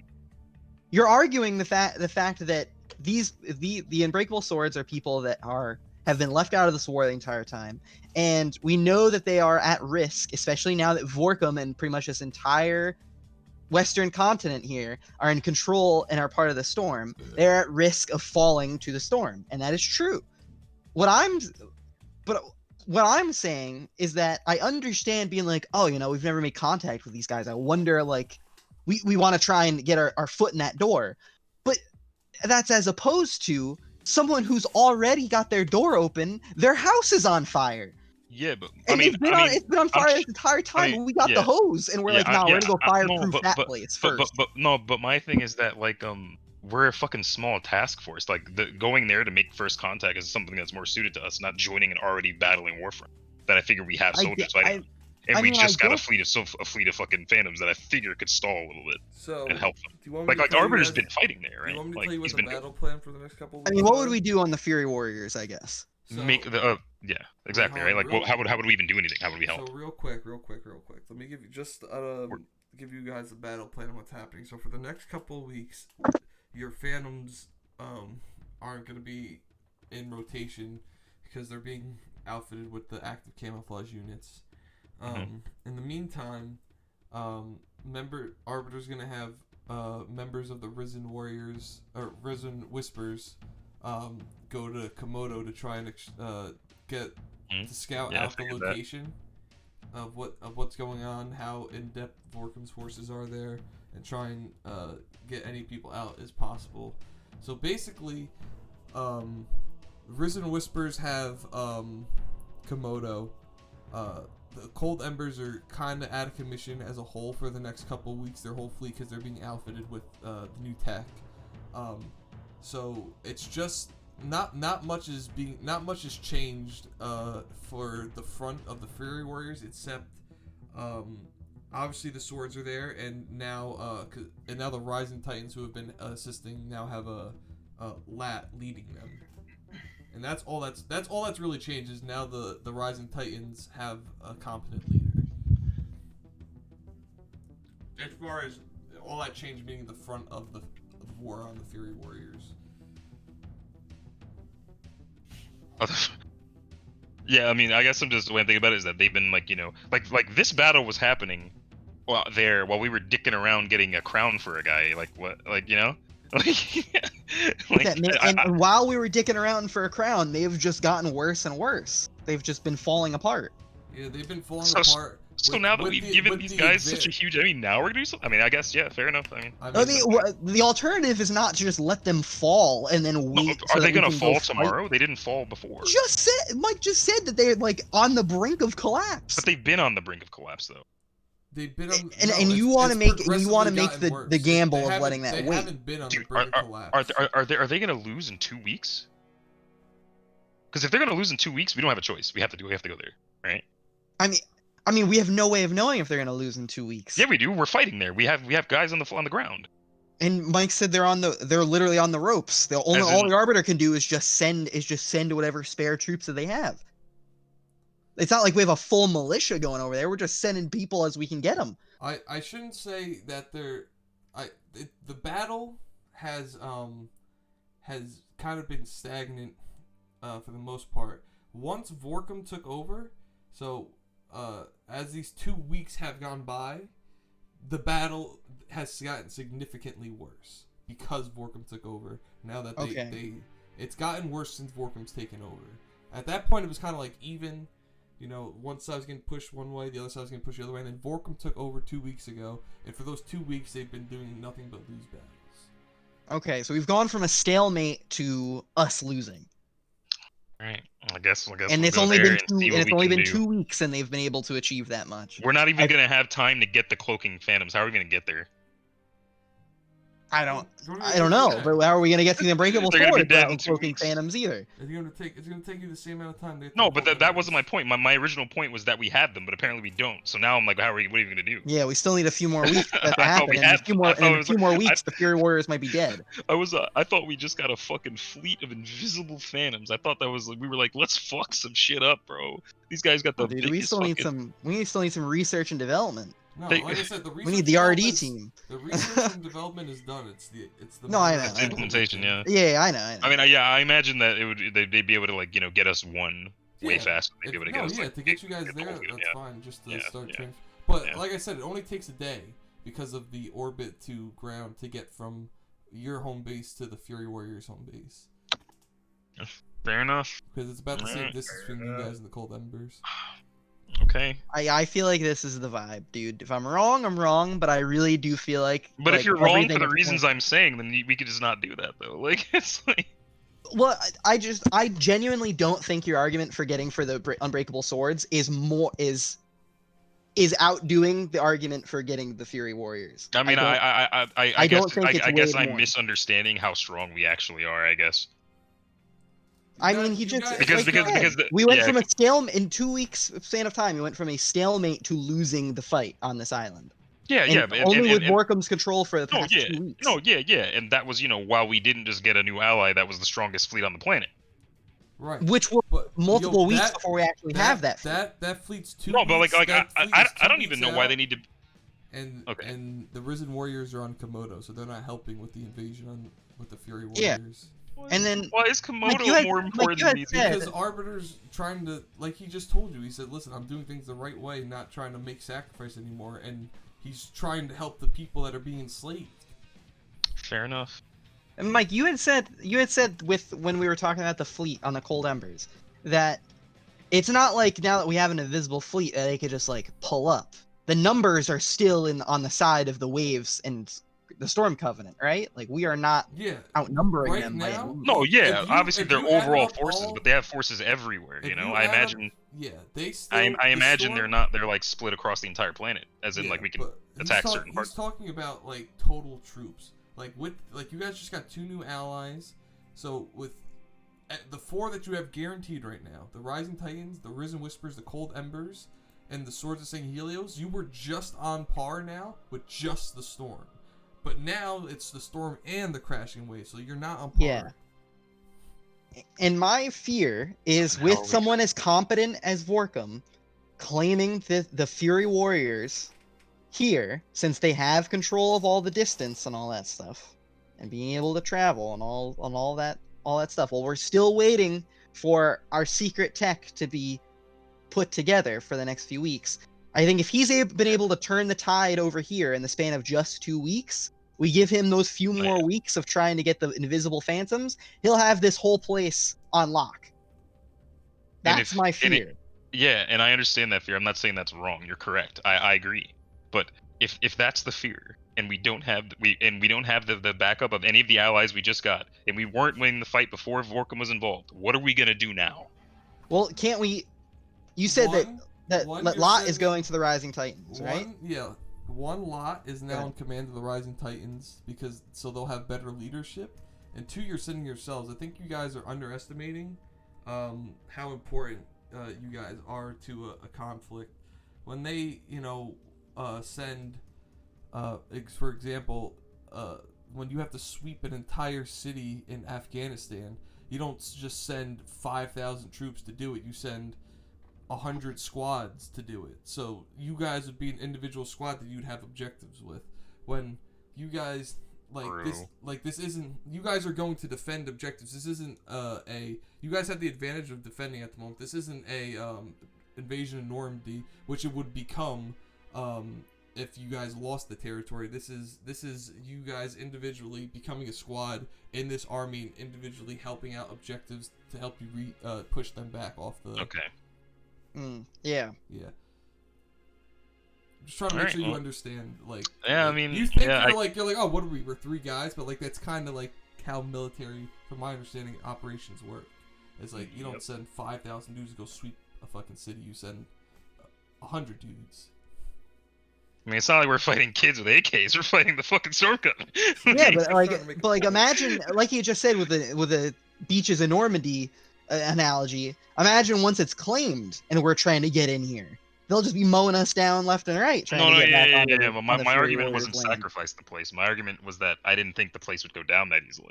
But if I don't know, if man. it is, if the answer is yes, it will. This is the only choice. Yeah, that's My- that, and my- that's my why I argument think is- it is. That's my why I argument think it is. My argument that- my my thing saying isn't me trying to convince you that it's gonna happen. It's me trying to make sure you have the full understanding of the situation. And yeah. based on what you've my told us, argument this I whole think it's time- going to fall. Yeah, my argument this whole time has been like the place should last and long enough for us to talk to people. Like fucking That's what I figured. Like, I'm not saying Yeah, like, you know, we go and do a whole other mission. I was like, oh, let's go to, like, talk to these guys at least, so I mean, let's know what's going on. So fucking like, you know, if something I mean, there's no reason that we can't say while we're doing this, Arbiter, can you send word? Can you like make a connection with the Unbreakable Swords? Can you send word? Can you get a he could status have done that report? with Know any what of he's these doing? guys, but instead he Well, didn't. He sent clearly he us. could have, but he hasn't because you know we're playing the game. If we're being honest with it. Oh, We're, that's why I imagine, wanted to keep playing imagine the if we game came and back go from to the the Cold hut. Ember.